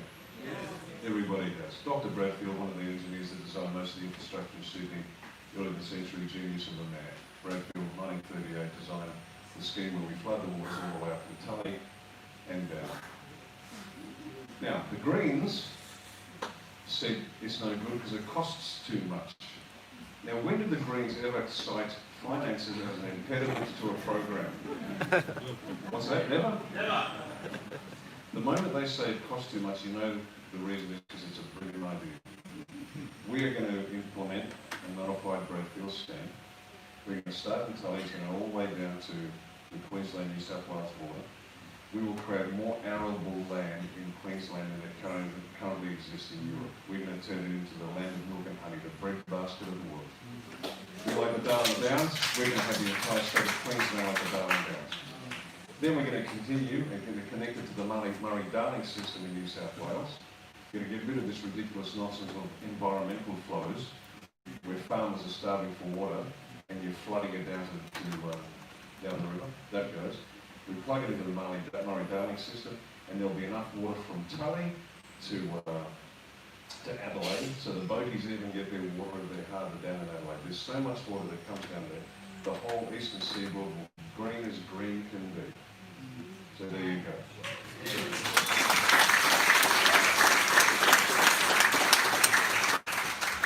Any more questions, Joel, or is that it? Yep, last one. Yep. They're wondering if Norman, or codename Leonidas, your dog, or Tracy's dog, is up for sale.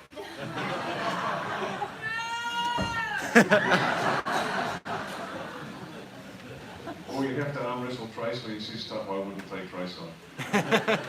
Okay, questions from the floor, please. Yes, sir.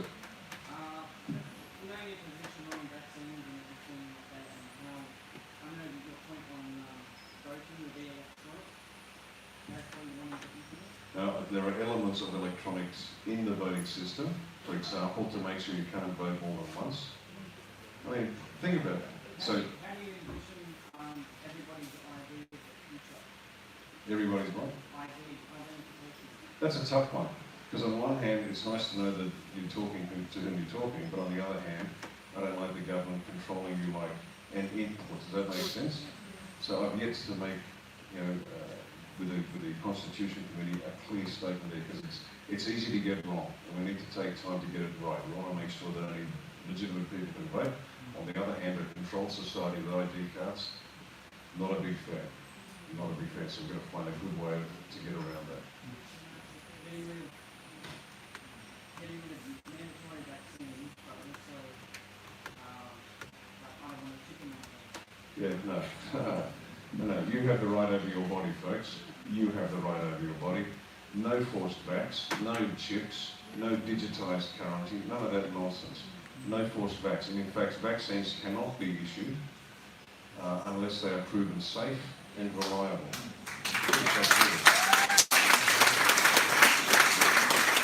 So if you want a vaccine, that's fine, but it's got to be safe and reliable. And the big pharma, the pharmaceutical company producing it, must be held liable for any side effects. Here's one for you. Our brave Prime Minister, who said that vax won't be mandatory, but no jab, no job, no transport. They're coming for your kids, no jab, they'll take the kids away. They're already doing that. They're already doing it. Here's one for you that I yet to investigate. I was supposed to speak to somebody today, but here's the thing. Do you remember some time ago when this thing first kicked off, some people in Adelaide came up with a vaccine for COVID really quickly, and everybody was suspicious. Yeah, how the hell did you come up with it so quickly? Well, here's the story. They were working on the SARS vaccine, and they got told to stop that, and so they did, and then the COVID kicked off, so they just went, we've done most of the legwork, let's pursue it. They actually came up with a vaccine, and then they had it peer reviewed. It got a 7 out of 7, highest rating you can. Government gave it a 3 out of 7.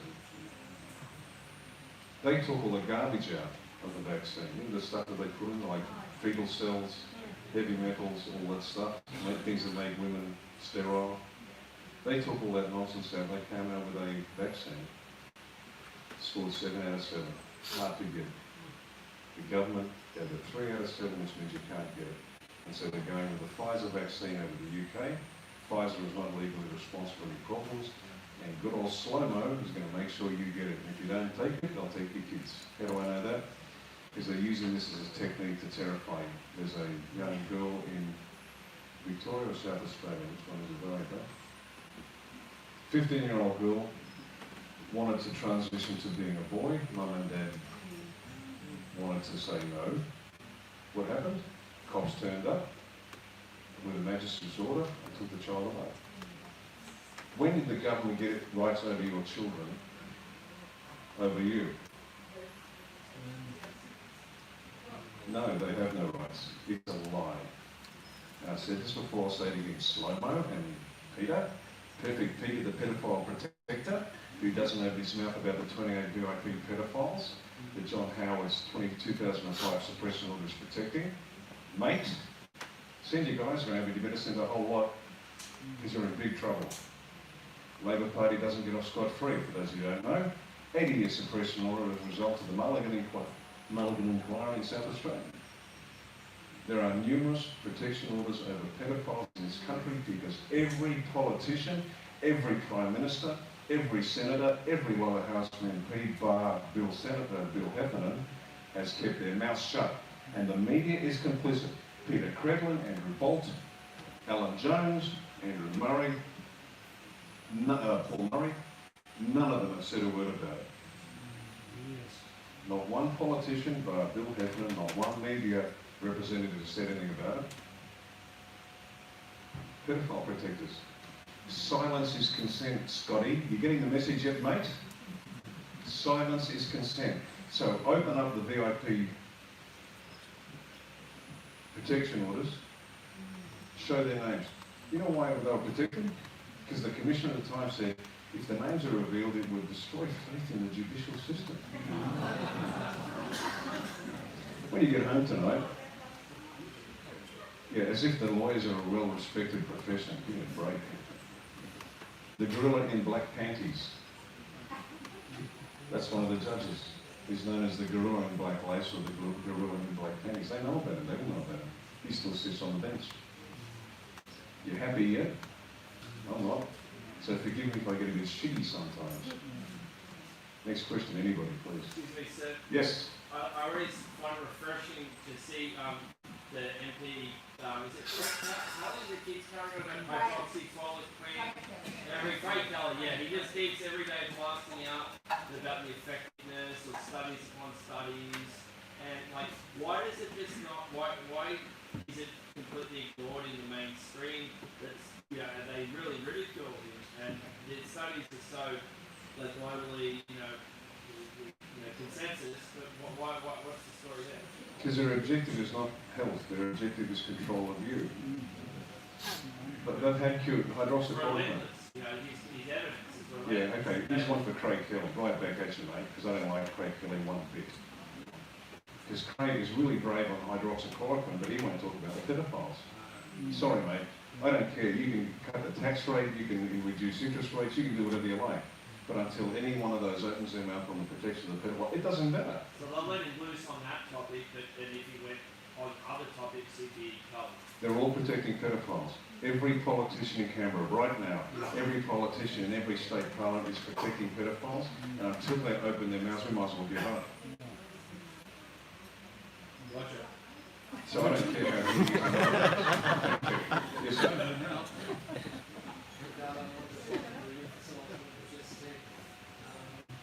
Just tell the audience, I worked at the Australian Embassy in Washington DC from 1995 to the end of 1998, 3 years. And what I saw in that 3 years, not one Australian would ever here. I can't say anything about it because I signed a non-disclosure. I was head of security at that embassy. And this is what goes on in our country. And has been for a very, very long time since we left. We are controlled, we're going to be controlled, and we have to stop it. Board, thank you. All you need to do is ask.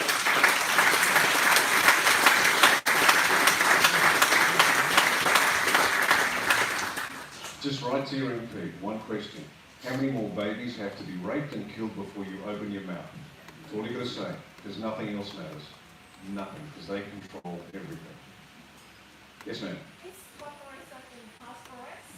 Say again? Is Scott Morrison in house arrest? He's going on house arrest, I hope so. There for a while. Yeah, no, I saw the photograph with the, yeah, I saw the photograph with Slomo's anklet on, yeah. There's lots of rumours out there that all these people are under Trump's control. Is that true? I hope so, but we don't do that. What we do is this, in A1. We're aware of all the various stories that are going around. Don't call it conspiracy theories, they're just stories, okay? And some might be true, some might not be true. What we do though, as a hard-nosed political player that has real objectives to achieve, we work on verifiable, actionable intelligence, and we operate on that. Because that's what we can do. We don't hope that something might come good. We have to fight our fight. And getting back to Trump earlier, he's not going to come to us unless we're worthy of it. It's not his job to save us, it's our job to save us. And we come to the table as people with their destiny in their hands. You don't turn up with your cap hands at all. Please don't want to get you saved. No. We turn up and go, Don, we saved it. You're doing a pretty good job over there, you might need our help though.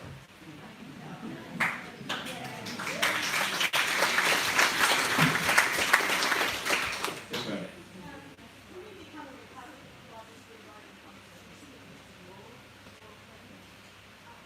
It's more complex than that. You can, but it's not so much a republic because that's part of it, but it's up to the people. And in order to decide this new constitution, whatever form it takes, and I've got some strong views on it, but other people too, and that's fine. But the majority of the people in the majority of the states have to sign up to it and agree with it. But it has to be an informed decision, so it will take time. We have to educate the entire country. Because just by way of explanation why it's not as simple as it sounds, although it does sound simple. Peter Fitzsimon, that red bandana wearing millionaire communist, his idea of the republic was just replace the Queen with the President. But what Professor David Flint, an emeritus professor of law, said of that system, he called it the politician's republic. Because the reality was the Prime Minister could more easily sack the President, this figurehead, than he could his own driver. Anything that politicians put forward is designed to centralise control. Everything we put forward will be to decentralise control to make it harder. So that's one of the key aspects you're going to look at this constitution they put up to you. If it centralises control, be very wary of it. Extremely wary of it. Yes, ma'am. When you spoke to the U.S., and I got to say the game, I'm totally not going to pass this one. There's a complete mess over there. Everything else is going on. Do you have a contingency like plan for whoever they are, the constitutional laws, whether these people are gangsters, Illuminati, mob, whatever they are, these entities, when they get mad, They can only go so far. The question is, do we have a contingency plan if they get mad at us? Okay. Yeah. No, I got it. And here's the sort of thing they'll do. They'll get mad and go, okay, they'll fly some C-130s over or some 707s, and they'll spray us. They'll spray us with bugs, and we'll all come down with flu-like symptoms, and they'll say, oh gosh, COVID 2.0. COVID 2.0. Understand, these people will kill. Hey? Who are they? As I said, the multi-layers of people. Yeah, the very top, it doesn't matter. They're there forever. All we can do is shoot at the people in front of us. But these people are nasty. They rape and kill children. You think they care? You're an impediment to their control of the planet. They want a population of, what is it? The Georgia Stones? 500 million? So they only have to get rid of, 6.5 billion people. Do you think that worries them? No, you're an impediment.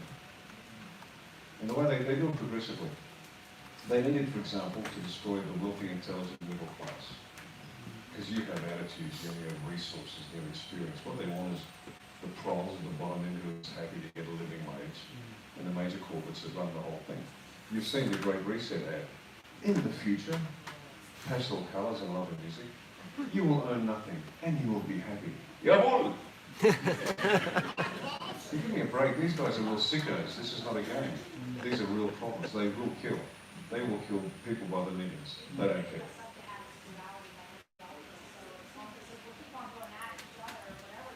We're not going after each other, we're going after them. We'll be okay. They cannot.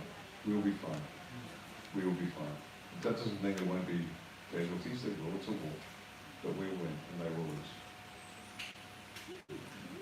Yes, sir. In regards to strategic tourism and terrorism, what are your views on maybe the Economic Crimes Act, that will actually, if tourism exhibition in regards to Israel and terrorism, I believe would be the death penalty for terrorism. Islamic terrorism or terrorism generally? Terrorism generally has money that applies to those who do. Okay. Terrorism itself, I think terrorism is being used by the government on us now. Terrorism by definition is politically motivated violence. That's what the government's doing to us and doing it in an indirect way. Now, it's a direct answer to your question, yes. I have no problem with death penalty for terrorism. Absolutely no. In relation to Islam, just so you are clear on this is a controversial one, happy to address it. I have no problem with Muslims if they adhere to the 5 pillars of their religious doctrine, which is the Shahada, the declaration of faith, fasting during Ramadan, doing the Hajj, which is the visit to Mecca once in their lifetime if they can afford it, giving alms to the poor, and praying 5 times a day. None of my business, happy days, get on with it. The trouble is Islam has 2 other elements, cultural Islam and political Islam, both of which are antithetical to Australian values and Australian law. That's why Islam will become a proscribed ideology. And by proscribed, I mean illegal. It is a proscribed ideology. See, when they say we want religious freedom, and Mark Latham's doing some great work in New South Wales, but he's pushing this religious freedom bill. Well, I'm sorry, but Islam's not a religion, it's an ideology which is designed to conquer the world. Let me explain that for those who don't know. I've lived in the Middle East, and I've lived and worked in many Middle Eastern countries for years, so I have a lived experience of Islam. When they talk about Islam as the religion of peace, technically they are correct. But how do they define peace? Peace is where there is Sharia, Dar al-Salam, the realm of peace. That is where there is Sharia. Where there isn't Sharia, it's called Dar al-Harb, which is the realm of war. So Australia is currently Dar al-Harb, but their goal is for the entire globe to be Dar al-Salam, the realm of peace. So they are the religion of peace, but peace means Sharia. Okay. Now, our imbeciles, like Slomo and everybody else in the parliament, have sold out, and that is treason. So I don't want Dar al-Salam, thanks very much. I want Dar al-Harb, and Australia will remain Dar al-Harb forever, because we're not going to have Sharia. We have judges in Melbourne that are allowing people off the hook because they married children underage, because, oh, you genuinely believed that you were allowed to do that. Really? Really? Well, you know why? Because a good Muslim is required to follow Muhammad's example. Now, Muhammad married his favourite wife Aisha when she was age 6 and consummated that marriage when she was 9. So therefore, a good Muslim can do that. Small problem there? Okay. You see what I'm getting at now? So there are elements of this religion that aren't religious. Just because they call it a religion doesn't mean it is. You know how many Indians the Muslims killed in India in converting that country? 80 million. Afghanistan used to be mainly Buddhist. Not anymore. In our country, we teach our children to tell the truth, even if it means punishment, correct? Always tell the truth. Under Islam, they are told taqiyya. Taqiyya means you may tell a lie, knowingly swear on the Quran, knowingly tell a falsehood if it advances the religion. We teach ours to tell the truth, they teach theirs to tell a lie. Anybody see a problem here? Now, it's not our job to convert or reform Islam, it's theirs. Now, I know there are a lot of Muslims that don't want any of that lunacy, they genuinely don't. And when I was looking at the numbers in Western Sydney, where there are heavy Islamic population centres, I thought, oh, I accept the fact we'll never get a vote out of there. But surprise, surprise, a whole bunch want to vote for us. Because they're interested in the 5 pillars of Islam, the religious, and that's it. They're not into female genital mutilation, these other nonsense. And I say, and that's great, it's not my job to reform your religion. You speak to your lunatic imams and get rid of them. You tell them to stop taking Saudi money to build mosques. You tell them to open up Wakanda so the rest of the country can actually walk down those streets. Not my job, mate, yours. You want to become an Australian? Let me tell you what an Australian is. I got this asked this question the other night. Where I live, there's a heavy Indian community. And there's an old Indian gentleman, lovely white beard, looks like an Indian Santa Claus. And we have one of those sort of nodding acquaintances, you know, the people you never actually speak to, but you see them often enough and you sort of wave, and you never actually know each other's name, just wave. And this has been going on for about 4 years. He walks his granddaughter to the school where we take our kids. We used to, we now homeschool because it's too dangerous. Anyway, I'm at the front of my house trimming the hedge one Saturday, just recently, and he wandered past, and his eyes lit up. And he said, I became an Australian citizen. I said, good on you, mate, welcome on board. He said, no, I became an Australian citizen to vote for you, 4 of us.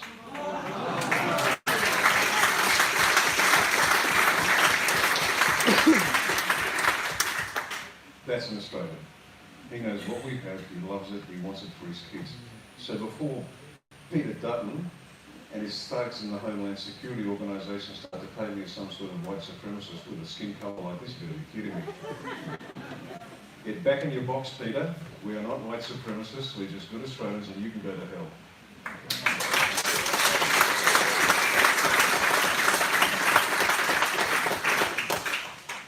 Riccardo, thanks for coming down, appreciate your time.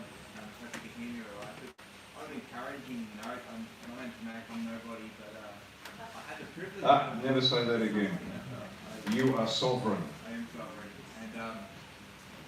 And I had the privilege of speaking to a captain of a Weech Carling 7 who landed the Gold Coast 2 weeks ago. And he shared an order that was given to Scott Morrison by Donald Trump. And you would have all seen the repercussion of that in the news report when Scott was talking about the thing that was launched on Twitter with the Chinese, the active soldiers, and he was told to act passionately against the CCP, and that was the order. First time I've ever seen Scott Morrison put on a good show. Hang on, this is breaking news. Are you confirming that the big Don is holding Scott's strings? Yes, sir. I'd like to see that order. Okay, if it's true, great. We still have to behave as if it's not. We have to take out this government ourselves. And we'll do it peacefully, and we'll do it lawfully, but we're going to take them out. And every bastard that betrayed us is going to swing or spend the rest of their lives in jail. So great to know you, great to know, thank you. Great to know. But once again, no plan is based on hope. It's based on hard, measurable, actionable intelligence, and then we'll adapt and move as we need to. Thank you.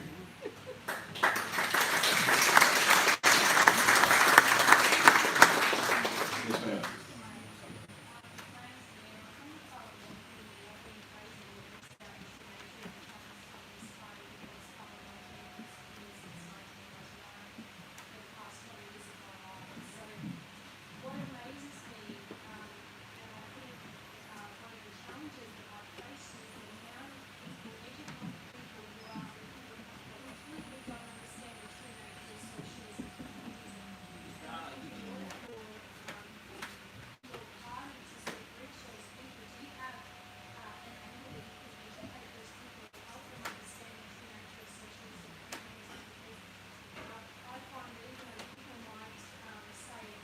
still standing on cities and forests. That's a terrible thing for rights for now. It's still turned into homosexuals. And I just don't get it. So, yeah, I'm wondering if you look at that and how you appeal to young people. I don't appeal to young people anymore. Do not shape your message. If you have to explain, and this is where we get back to the original line about amoral political code. I take your point, and I've spoken publicly a couple of times in support of Falun Gong and the human rights abuses, against the human rights abuses in China. Let me just finish that story for you. China, if you want an organ transplant here in Australia, you hope to God somebody else dies so you get their heart, lung, liver, whatever, right? Not in China. You can book ahead and pick a date where you get your transplant. Now, they take the Falun Gong organs, and our government knows this. Our government knows it. They harvest organs from Falun Gong. Falun Gong for two reasons. One, because they promote an almost Christian view of life, tolerance, anti-violence, good eating, health, be mindful. Very close in terms of foundational practices. And that's dangerous to communism, because communism cannot allow people to believe that they are sovereign. You are just functionaries of the state. The state is superior, the people are nothing. We're the other way around. So they have to get rid of Falun Gong for that reason. The second reason they pick Falun Gong is because they are so healthy, they produce really good organs that they get rejected. You're beauty. What a great business model for the Chinese Communist Party. That our government is bending over backwards. See, Scotty pretends to stand up to China, but you can't stand up to someone when you're on your knees. Second thing about Falun Gong, not the Falun Gong, but the Uyghur, who are the Muslims in China, heard about the Uyghur. They are also in concentration camps. Their organs are also harvested. You know why? Because there are Middle Eastern customers that want halal organs. Isn't that lovely? And our government has known everything about the CCP since Dot, and as I said before, it's hard to believe they're not fully owned and bought and paid for by the CCP. We've got former Liberal MP, Andrew Robb, who served with distinction. I've got to choose my words carefully here, folks. He served with distinction as the Minister of the Australian Government. Never did anything wrong, and I'm not suggesting he did. However, even before he retired, he was on an $800,000 a year package with a Chinese corporation. Now, maybe he's just an honest guy that's being taken for a ride. Maybe. We've got Paul Keating, who told our security agencies to make sure that they were less anti-China. We have the current deputy leader of the Labor Party, Richard Jammal, saying we should have closer defence ties with China. That's like saying we should have closer defence ties with Adolf Hitler in 1939. How stupid do they think we are? Every last one of them should be swinging from the end of a rope or locked up in prison. Every last one. So how do we convince kids that socialism is bad? If you have to convince somebody, regardless of age, that full-term abortion is wrong. See, this is how messed up our country is now. And I'm going to describe this for the benefit of the Liberal voters out there who think that Scott Morrison's a champion. Right now, in Tasmania, Victoria, New South Wales and Queensland, and they're trying to get into South Australia, full-term abortion is legal. Up to the moment of birth. Now, ladies, I'm going to repeat this. I know you don't like it. You have to hear it because you're paying for it right now. The baby is partially born. The head is left inside the woman, and the baby is produced in a breech birth position. So the body is out, but the head is in. A pair of Metzenbaum scissors is now pushed into the back of the baby's skull and opened up and closed several times to match the brain. A vacuum pump is then put into the incision, the brain is sucked out, the skull collapses, the baby is born. This is a full-term child. Now, what happens next? It doesn't get a birth certificate, it doesn't get a death certificate because it is considered medical waste. The parts are then on-sold to corporations. Part of it goes into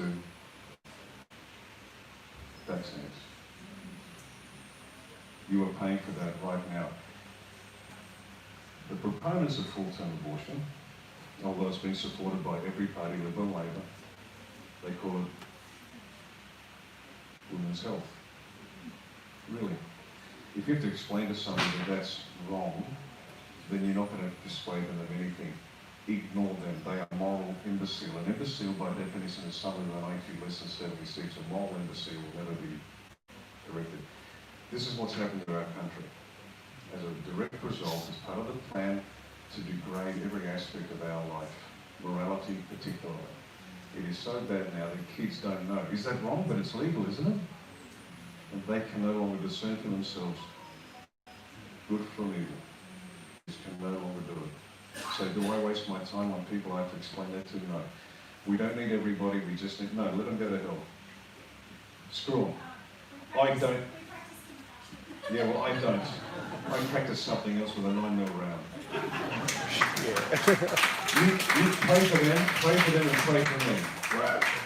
You pray for them and pray for me. I need all the prayers I can get, I can tell you. Now, just on that. So, the young people, or even the old people, there's this callous indifference of women of a certain age. I don't know where it came from. But this callous indifference, they don't care. They don't care. So, don't worry about them. Don't change the message. If they can't figure out full-term abortion's wrong, that's their problem, not mine. We don't need everybody, we just need enough. George Washington only had 20% of the population of the United States, or of the colonies rather, supporting him. So he had 4 out of 5 telling the Brits where his army was, and they still won. We don't need everybody, we just need enough, and we need good quality people. We don't need 1,000 idiots that can't tell that killing babies is wrong.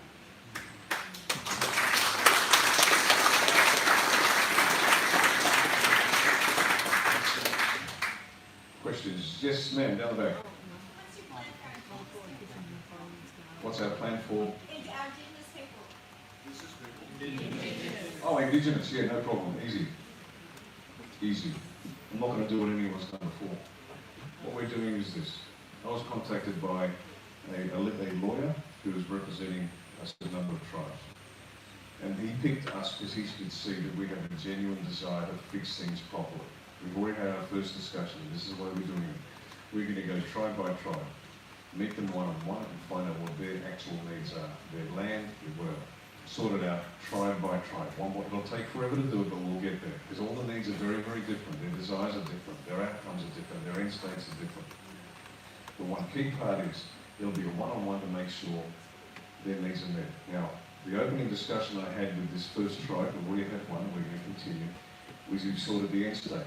You see how important the end state is. And I said to this guy, we want one united country.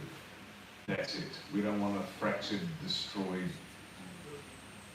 nation. One united country. And he said, agree entirely. Black or white, nobody should have any advantage or disadvantage over everybody else.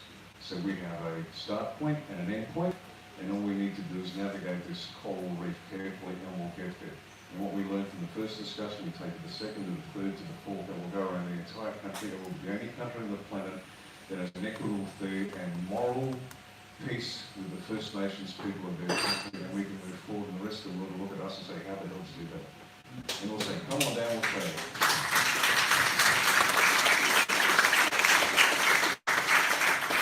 A key aspect of that is we will encourage and facilitate the reinvestigation and reinstitution of the spiritual beliefs of each of those tribes. Is at the centre of every culture on this planet. And culture is informed by multiple inputs. Language, whether you're on the coast, if you're in the desert, the weather, the geography, the vegetation, the food, the music. All of those things inform a culture because you get a culture to survive. Make sense? But at the centre of every culture on the planet, the very heart of it, is its spiritual beliefs.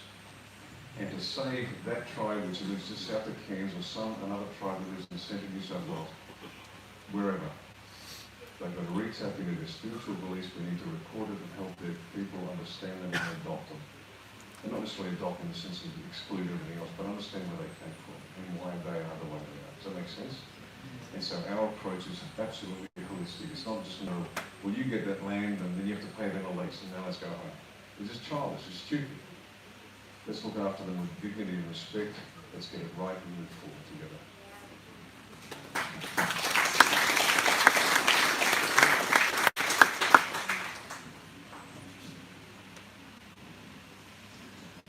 Who hasn't had a question? Hang on. No, in a second. Yes?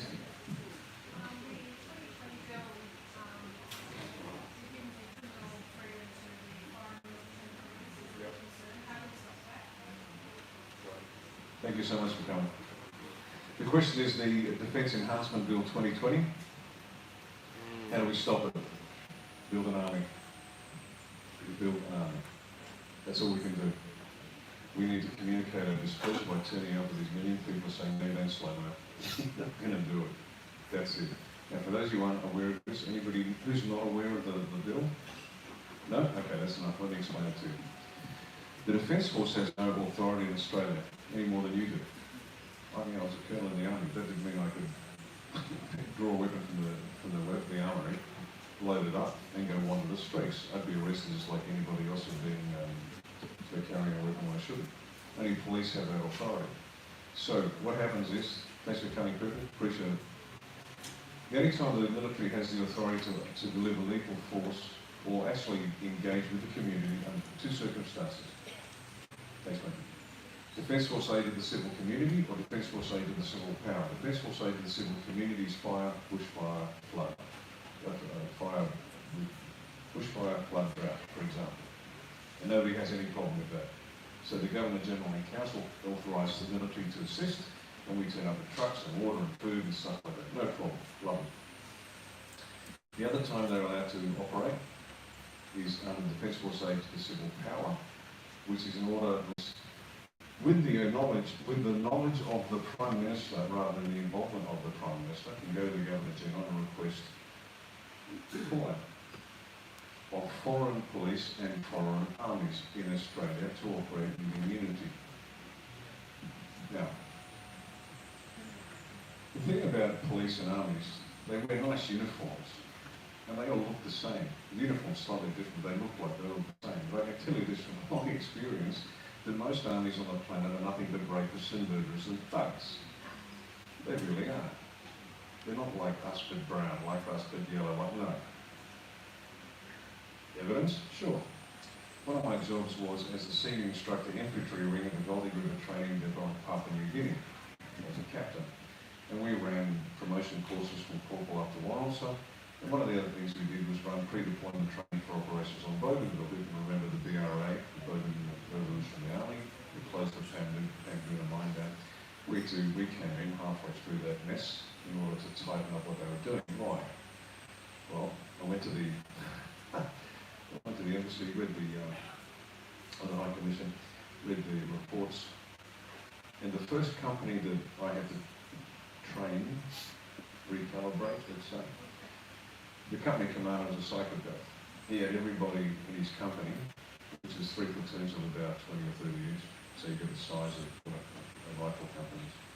He had every member of his organisation kill man, woman, child, didn't make any difference. So there was a blood tie between all of them, and nobody could come back and rat on the rest of the organisation because they spend most of their time just chewing buai, which is called betel nut, and they mix it with wine and they chew it, and that gives them a mind-altering effect. So they spent most of their time chewing buai and raping the nurses. And this is the team I had to teach Geneva Convention and things. So they're just raping, murdering thugs. Police, lesser standard. PNG, let's stay in PNG. We had a curfew at the time. And they're all rascal gangs. Rascals are cute word, they're actually just crime gangs. And they had initiation ceremonies, and one of them was to rape a silver belly. A silver belly is a white woman. And the cops weren't much better. How do I know that?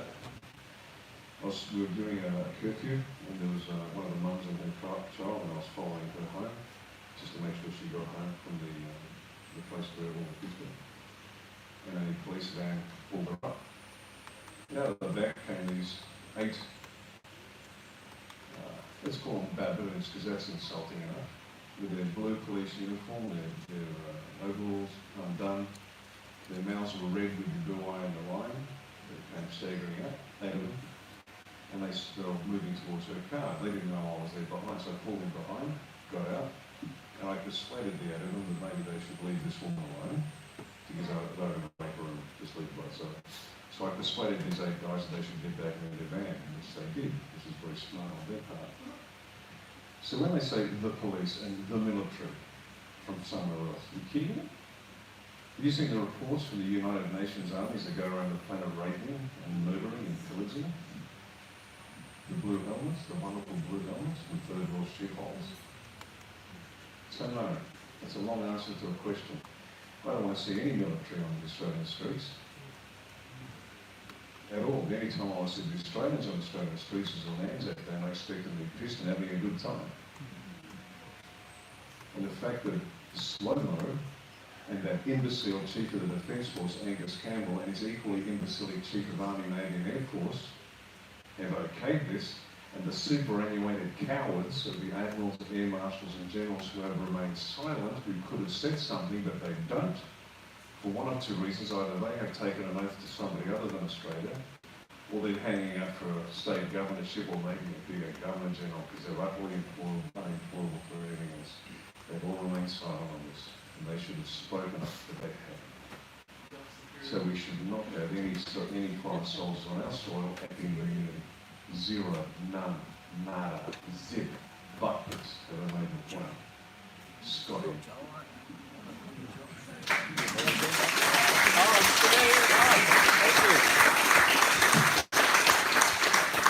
Any questions from the cheap seats? Yes, sir. Yes. We need some. Yeah, absolutely. Education. We pulled our kids out of school because we got a close look at what they were teaching, and it was appalling. They weren't teaching times tables until year 4. Yet they were teaching gender-bending nonsense. So we pulled them out. The good news is that COVID has revealed to all the parents how bad the education is, and they are currently swamped with applications.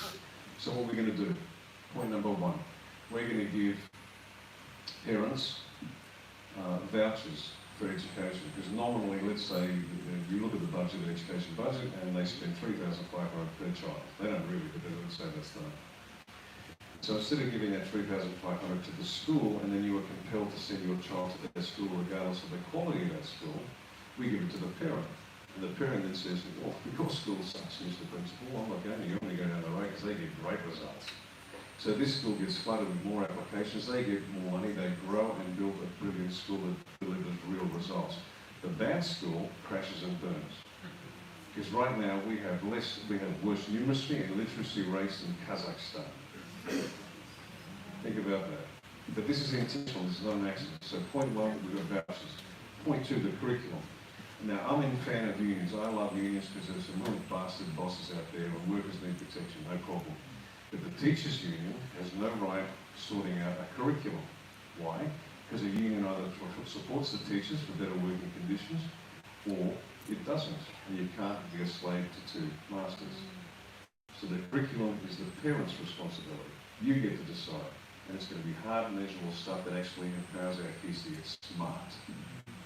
But right now we've got the education unions involved in the curriculum. In New South Wales, the gender bending theory was thrown out, and yet just recently the teachers' union had to admit to the Minister for Education in New South Wales that they are still teaching this gender bending stuff. So who the hell would they then know that they could run your education? Who here has heard of the 45 goals of communism? No? Great. Google this when you get home. Google the 45 goals of communism.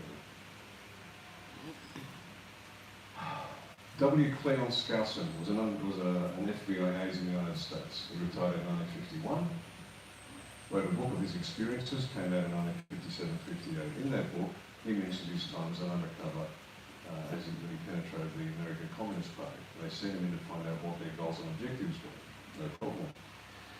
In his book, The Naked Communist, and you can get it, and I suggest you read it because it will horrify you, he enumerated the 45 goals of communism. Now, the first 10 are largely historical interest because it has to do with the United States, but to explain to you, particularly the older ones in the audience who lived through this, why certain things occurred on the planet. Then after that, it describes in excruciating detail exactly what their targets were. Destroy the nuclear family, take over unions, take over big business, take over the art galleries, penetrate all of these things, promote promiscuity, promote depravity, promote debauchery. Their words, not mine. Blame everything on psychiatric disorders. Remove responsibility from the individual. And so we have an entire society that was designed to is the result of the intentional undermining of the foundational strengths of our country. And we have people so silly these days saying, oh no, I think what I think because I'm just woke. They're the tail end of a process of making them dumb. That's why we have people fighting for the right to smoke dope, but they couldn't care whether you kill babies or not. Here's how subtle it is. Here's how subtle it is. Take over the art galleries. Why? Promote ugliness over beauty. It took me a while to get it, but I'm just a simple soldier, so cutting this in slack here, I'm not that bright. But I figured it out. See, if you control what people believe is beautiful and ugly, there is no intrinsic beauty, it's all relative. Right? In the next step, you start promoting ridiculous art. Blue poles, thanks, Goff, you idiot. You start promoting ugliness as beauty, and you start to mess with people's capacity to discern, to discriminate between one another. So, from beauty to ugly, you then get truth and lies.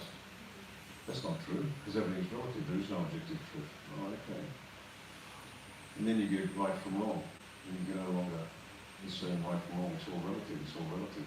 One man's terrorist is another man's freedom fighter. Oh, I'm so woke. Really, they're blowing up kids. Yes, there's a freedom fighter. Really? You see how it works? So progressively they undermine our children's capacity to determine right from wrong. What do you end up with? Sucking the brains out of a living baby and calling it healthcare, and people say that it's legal. So that's how subtle this has been. 45 goals of communism. And they undermine the education system, they undermine everything about it to make sure that we have a stupid population. And that's why most of the people in this room are above a certain age. To survive it. And that's why I don't care whether the youth join us.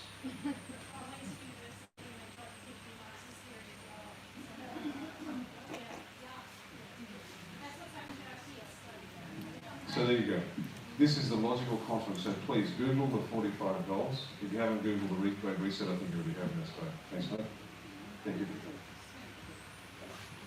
Yes, ma'am.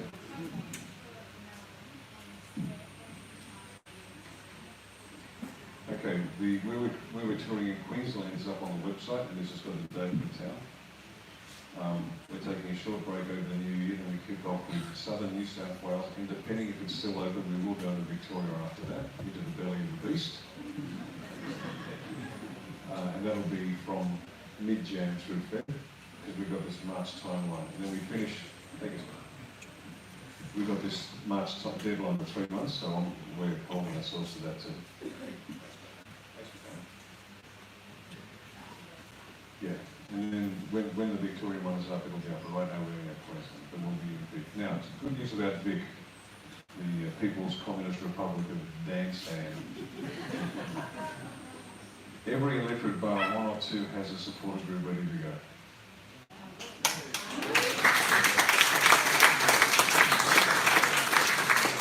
So they're working hard. They are in the belly of the beast. They are working hard. They're very motivated. They're very keen. They know the truth. They're desperate, and they're working hard to fix the problem. So in Queensland, we need to get Queensland up and running as well. And so you can see this 3-month timeline is absolutely doable. This is doable. Next question. Yes, ma'am.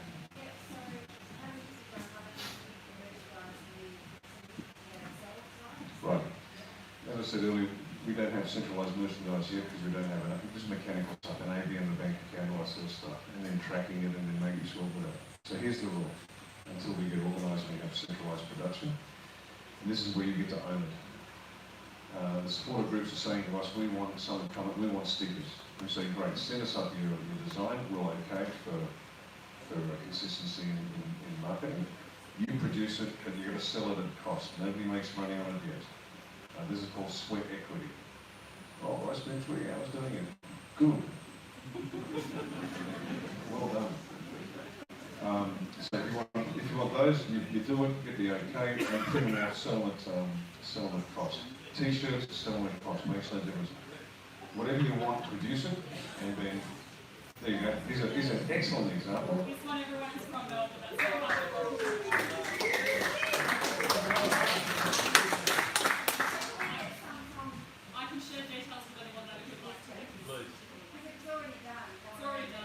Yeah, if you like what you see, then do it. If you want to do something slightly different, because there's real imagination out there. And I saw one of the handouts for the Sunshine Coast.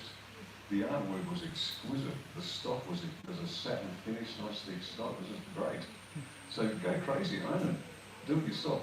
We had one up from Melbourne tonight, a lovely blue sort of polo shirt. We just changed the colour of the blue to make it more consistent, and the font just to modernise it. But we want to give ownership back to you. So if you want to design it, and if you've got an issue in your electorate, and let's say vax is really big in your electorate, you can get a shirt with A1 whatever, and it says no forced vax. Yeah, that'd be a ripper.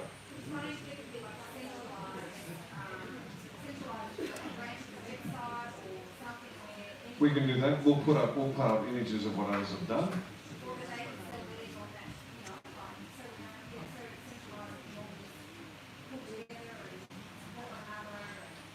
We'll put you in touch with each other to facilitate that. So if you don't want to reinvent the perfectly round wheel, we will facilitate that. Speak to your state coordinator, who will put you in touch with the right people, and they'll tic-tac with each other and then get the information to you.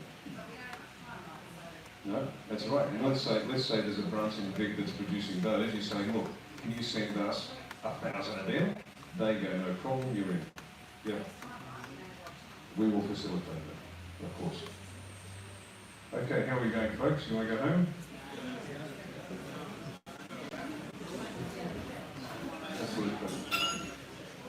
We've got a raffle to draw. Oh, hang on. We've got an enthusiastic question. Yes, sir, man with a beard. Yep. Last question, then quick raffle. What does this look like if you fail? Yeah, we won't fail. I don't lose. I kill. They lose. Morrison's going to jail.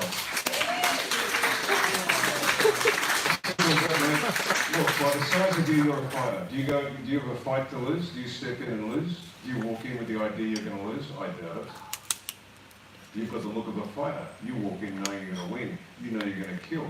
You know you're going to walk out of victorious, correct? There you go. Welcome to my side. We don't lose.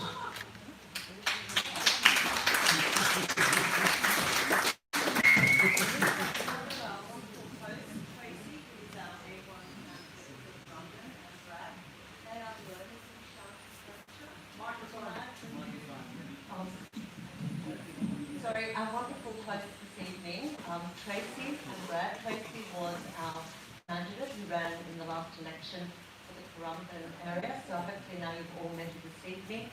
And next time around, you get behind Tracy. But Brad and Tracy own this beautiful shop, a shanty furniture.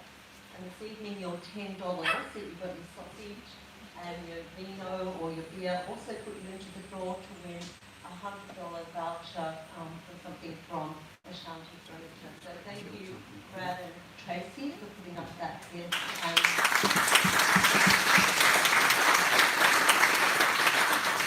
also for having Riccardo here this evening. I think he's had a great turnout. It's testament to the A1 community and the A1 family. So I'm going to ask Riccardo to draw the number. There's one winner.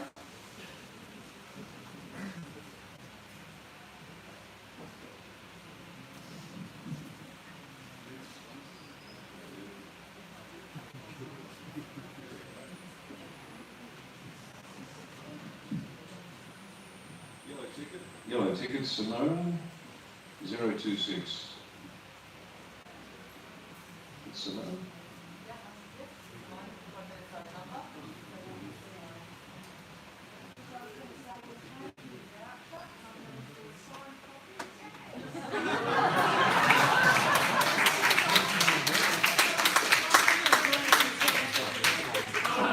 A collector's item.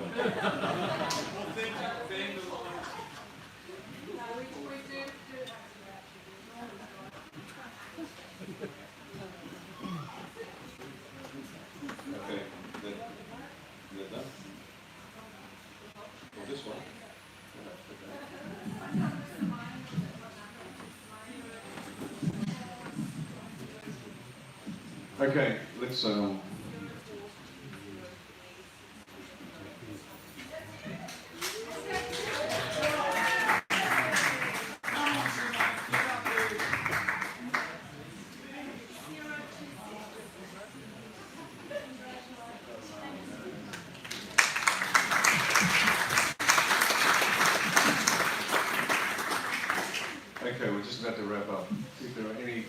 pressing questions? Any more for any more before we all go home and enjoy the future? Yes, sir. Say again? The 5G rollout will be stopped dead, the towers will be pulled down. There's a couple of reasons for that. One,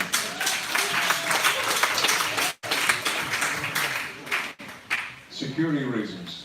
5G is used for the frequency and power range of 5G is destructive to plant and human health. Nothing new there.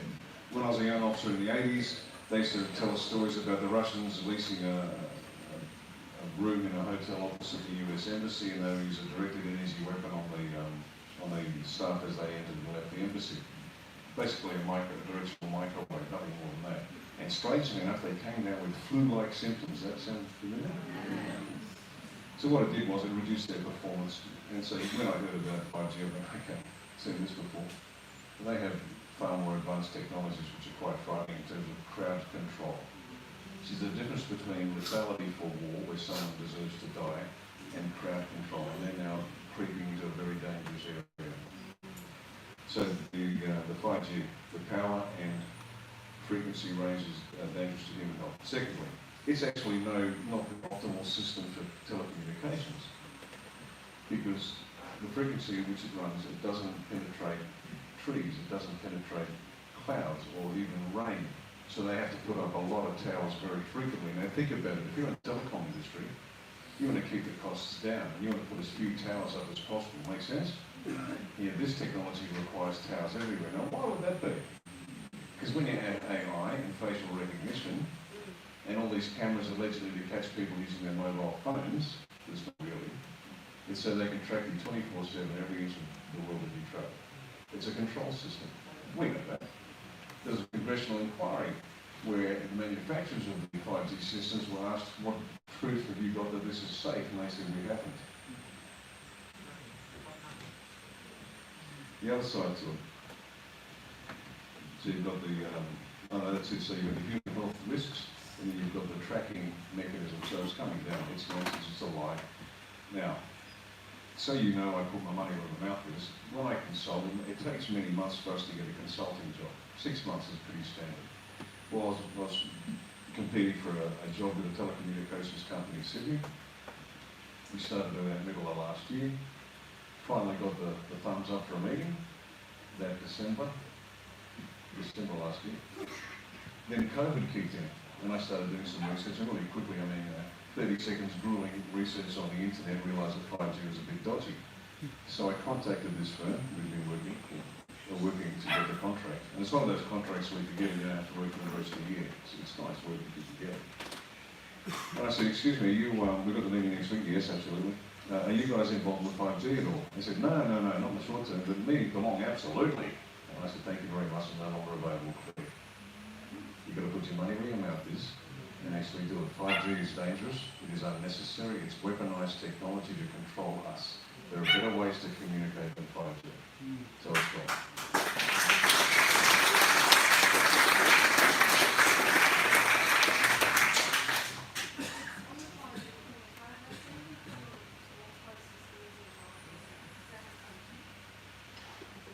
I don't know if it's intentional in terms of damaging kids, and would be surprised.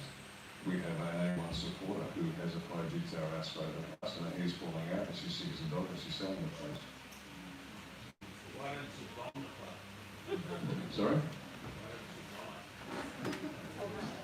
Why didn't you bomb the place? Or maybe she doesn't have the technical skills to put a deck into a slab of C4. I wouldn't know how to do that, so I wouldn't suggest it. Look, if this is dangerous, why are the politicians going ahead with it if it's dangerous to our health as well as their children? Because they're not subject to the same stuff as us. Do you remember the line, we're all in this together? Tell me one politician that lost a cent. Tell me one bureaucrat that lost a cent. Tell me one judge that lost a cent. We're not all in this together. They hit the small to medium-sized enterprises and the wealthy and the middle class. But by wealthy, I don't mean millionaire. I just mean with a few bucks to spare. This is the depravity of which I was speaking. So you don't get the top job unless you're compromised. And by compromise, you can imagine a range of things that people are found to do. They don't care for us, not one. They never have. They never have. And I'm sorry to break the hearts of people who believe in certain follies, but just ask them, write a letter. Please speak out about the DLP pedophiles. Get silence. Sorry, I've been betrayed too. It's like all of us. That's why we're here. You're sick to death of being betrayed. Believe this guy, believe that guy, believe him, believe her, believe nobody. Believe in yourself, trust yourself, back yourself, win your electorate, and hold your host. Build your house, build the wall around your house. Yes, sir. I'd like to, obviously, for a time, this answer will go on forever. Your ideas on tax? Easy. Tax is easy. 2 phases, because we need an immediate fillip to the economy, immediate, to recover from this destruction that's been rent upon us by that imbecile, the dropkick Josh Frydenberg, and I call him the dropkick because he called Donald Trump a dropkick. So right there, that's your little Joshy, the man is not qualified to collect money in a money box. He told us that we had debt until 2080, 60 years ago. That's because the idiot is just following the Treasury cabal and following orders. Here's how we're going to do it. We need a 2-phase. First phase is to increase productivity immediately. Like make a bigger cake, a bigger pie, just make so much more. How do we do that? We get rid of every regressive tax there is, stamp duty, land tax, payroll tax, you name it, all gone. You get to have your money back. Because right now, people think they're paying somewhere between 33 and 40% tax. They might be paying between 60 and 70% tax, depending on your spending profile, because all the hidden taxes. That's why you can't get ahead. It's got nothing to do with you being a schmuck and lazy and can't run a business. They are breaking your back intentionally with these hidden taxes. So they all go. First thing, immediately. The second part of this first phase, because it's got to be immediate, is we say, right, if you're in the city, you pay a 20% flat tax, that's it. If you live in the country, outside the major metropolitan areas, you pay 10%. That's exactly the point. If you want to know what we're going to do, we're going to reverse every policy that they have done. They have stripped the rural communities and forced us into the city. We're going to repopulate the rural communities and make it genuinely, sustainably able to live and work out there. So companies will move out there, people move out there, and all of a sudden, and one of our metrics, one of our hard measurables to know we've done good, isn't this, almost swore, sorry darling, is this nonsense of GDP numbers. Who cares? It's a joke, it's a Ponzi scheme, it's a set of numbers to make you feel good. Everyone's dying of starvation, they haven't got money in their bank, but no, the GDP's good. Here's a better one for you.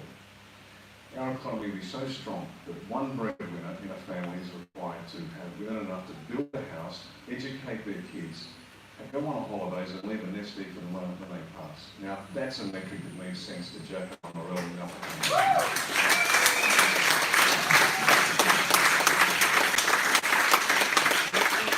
So we rebuild the rural communities, and so the house now costs a third of what it previously did. Is 3 times the size. You've got a quarter-acre block, and some chooks out the back, some fruit trees and some other things. So you increase that self-sustainability at a very personal level. Your kids have a healthier lifestyle because they get to see the cycle of life and they get to see how it all works. They've got more space. They can kick a footy in the back garden rather than sitting in a flat playing PlayStation. I mean, how much space have we got when we've got everything compressed into an area the size of Hong Kong? Because it's easy for them to control. It's a strong city, resilient city, safe city, it's code for 5G, AI, facial recognition control. That's all they're after. So we reverse everything they've done. Second part of the tax, even the 10% and 20% tax cuts. We've got this 2% expenditure tax on transactions. That's all you'll ever pay ever again. 2% expenditure tax on transactions, and you get to control how much tax you want to pay. That's it. And people say, well, how do we pay for everything?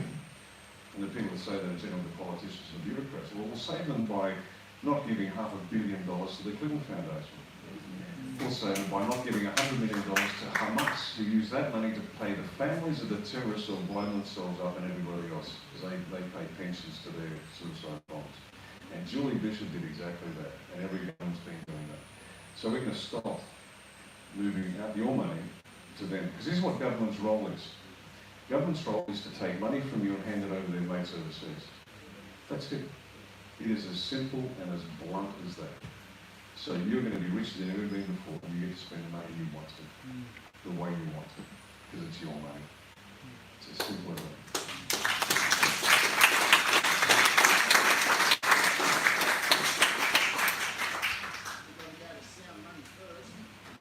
We will be going to sound money, and we'll be backed by gold. We control the amount of money, we control the actual printing of it, and we don't borrow money from banks. If we want money, we put out government bonds and we'll have all the money we need. Next question. We're going to have our own bank. How are we sounding so far, folks?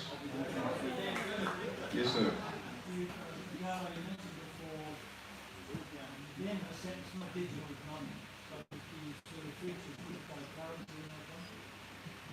Cryptocurrency is interesting. It's got a dark side and a light side. And I haven't examined it well enough to know exactly how it works. But I can tell you this, if it aids our sovereignty, it's in. If it degrades our sovereignty, we're going to have some checks and balances against it. We've got to be careful. But if you want to trade, that's your business. I've got no problem with that, as long as it doesn't degrade our sovereignty. So that's fine, no problem. That's your business. It's your life, it's your country. That's the point.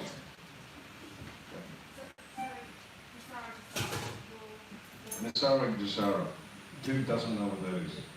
This is the zeroing of all debts across the planet, and peace and goodwill to all men. Slow down. Slow down. This is one of those peripheral issues that nobody quite explains quite well, and there are alarm bells going off in my head. Yeah. Does the global financial system have to be recalibrated and restored? Absolutely. Because earning interest on money that doesn't exist, fractional reserve banking, for those of you know what I'm talking about, is just wrong. Because they're getting rich on something they don't know. Now, if there's going to be a recalibration of the global financial system, fantastic. I'd like to see it in detail before we go anywhere near it. Because it's too easy to say, oh, that'd be great, let's do it. No. So we'll just take our time. We'll just take our time until we know exactly what it is. Anybody else? How are we going? Yes, ma'am. That is going to be the dismantling of mainstream media, because people can think that. All my friends watch TV, so just Okay. The media. Thank you very much. The media. Let's start with that which we control, ABC and SBS. Okay? The ABC is the fully important paid-for arm of the Chinese Communist Party. There isn't a communist idea they don't love. So what we're going to do is we're going to amalgamate ABC and SBS, the current combined budget of around about, I guess, 1.3, 1.4 billion.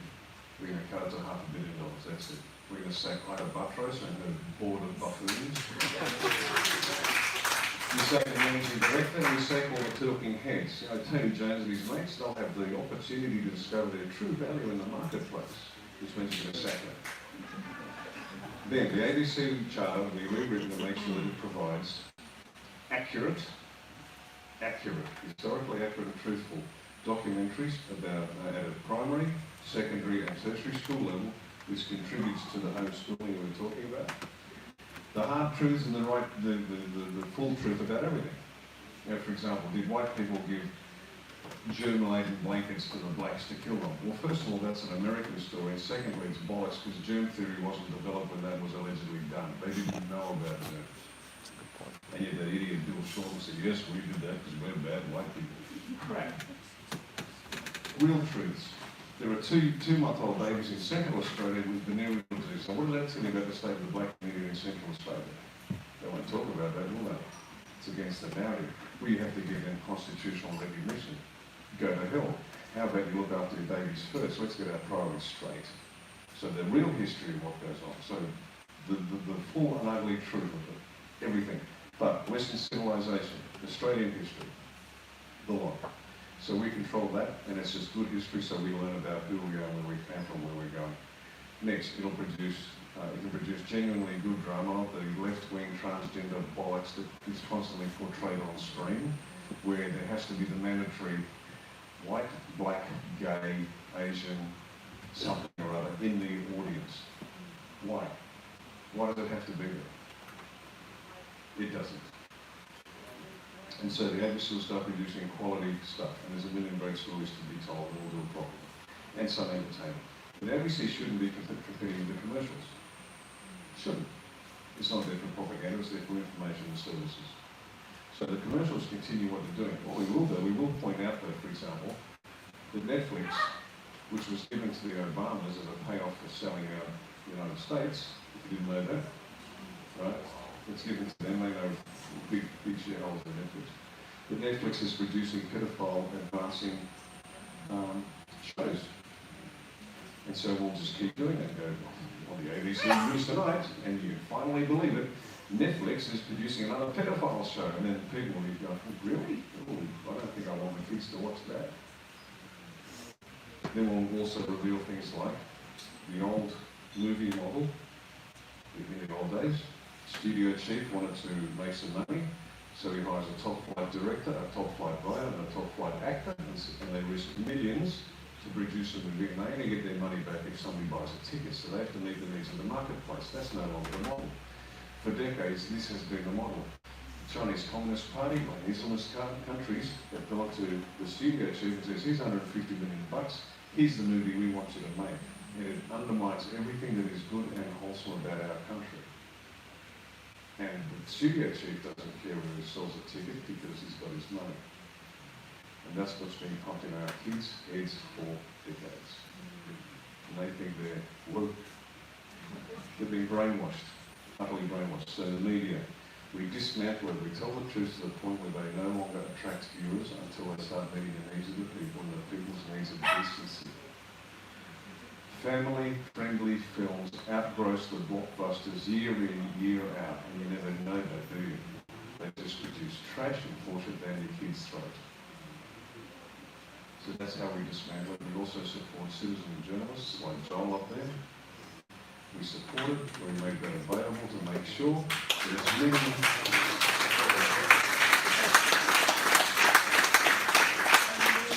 as many as these kids get out there and produce a ton of good variety of information. That'll be through the ABC, the new ABC network. They get it out there, and you can vote with your feet. You like it, you watch it. You don't watch it, you don't like it, they're off. But that's how we do it. We make the mainstream media irrelevant by the truth and by controlling the stopping the garbage that's currently coming out. Make sense? Yes, ma'am. Say again. It's out. Yay! Here's why. Just to show it's not a popular thing that I'm last on. The Deputy Chief Dental Officer for New Zealand, the Deputy Chief Dental Officer, was sent on a worldwide tour to investigate and report back on the benefits of fluoridation. At the end of his trip, he came back and went, I can't do it. It's poison, it's dangerous, it's killing our kids and ruining their teeth. He got sacked, he said, thank Christ for that. Now, when the Deputy Chief Dental Officer for New Zealand says that, that's good enough.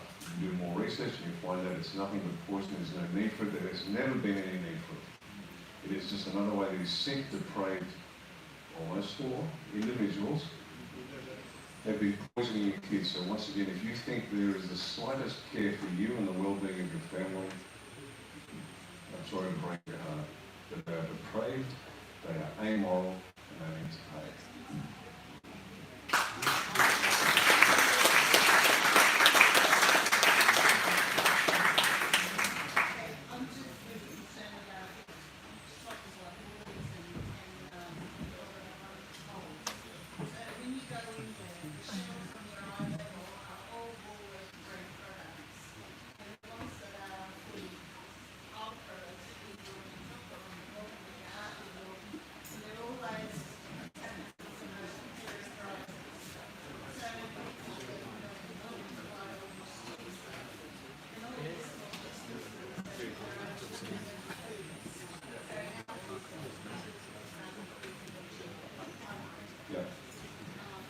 Small to medium-sized enterprise, particularly competing with the two majors, the duopoly between Coles and Woolworths. So they have a duopoly, government protected.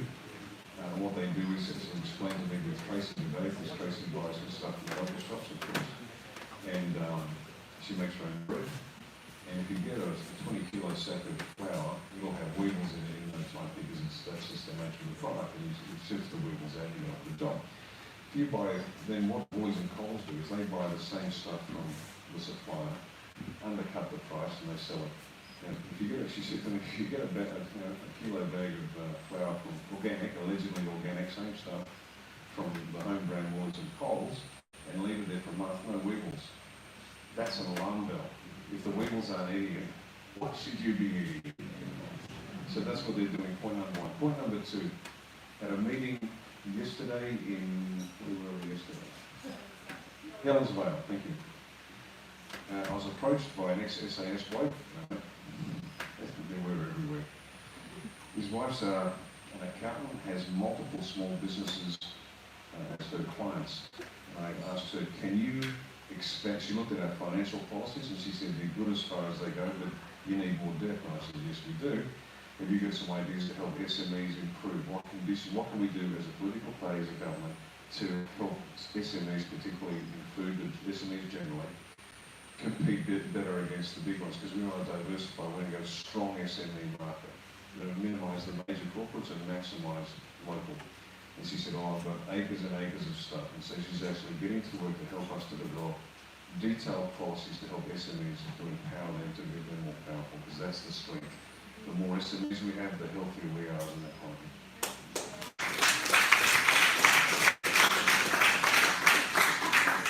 Okay, I think we are done. Ladies and gentlemen, thank you so much.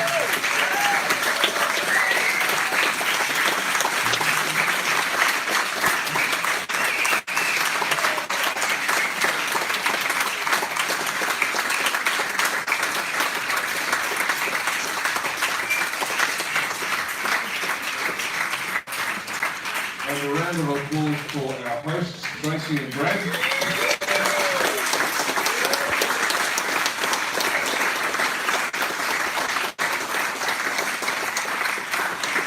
And a big wave for Jammal. Thank you very much. Good night.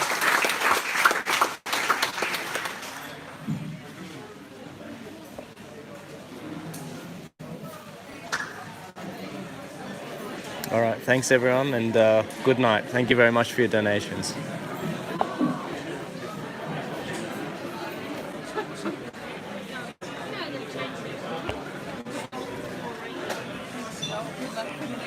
Thank you very much. Filming tomorrow. Filming tomorrow. Yeah.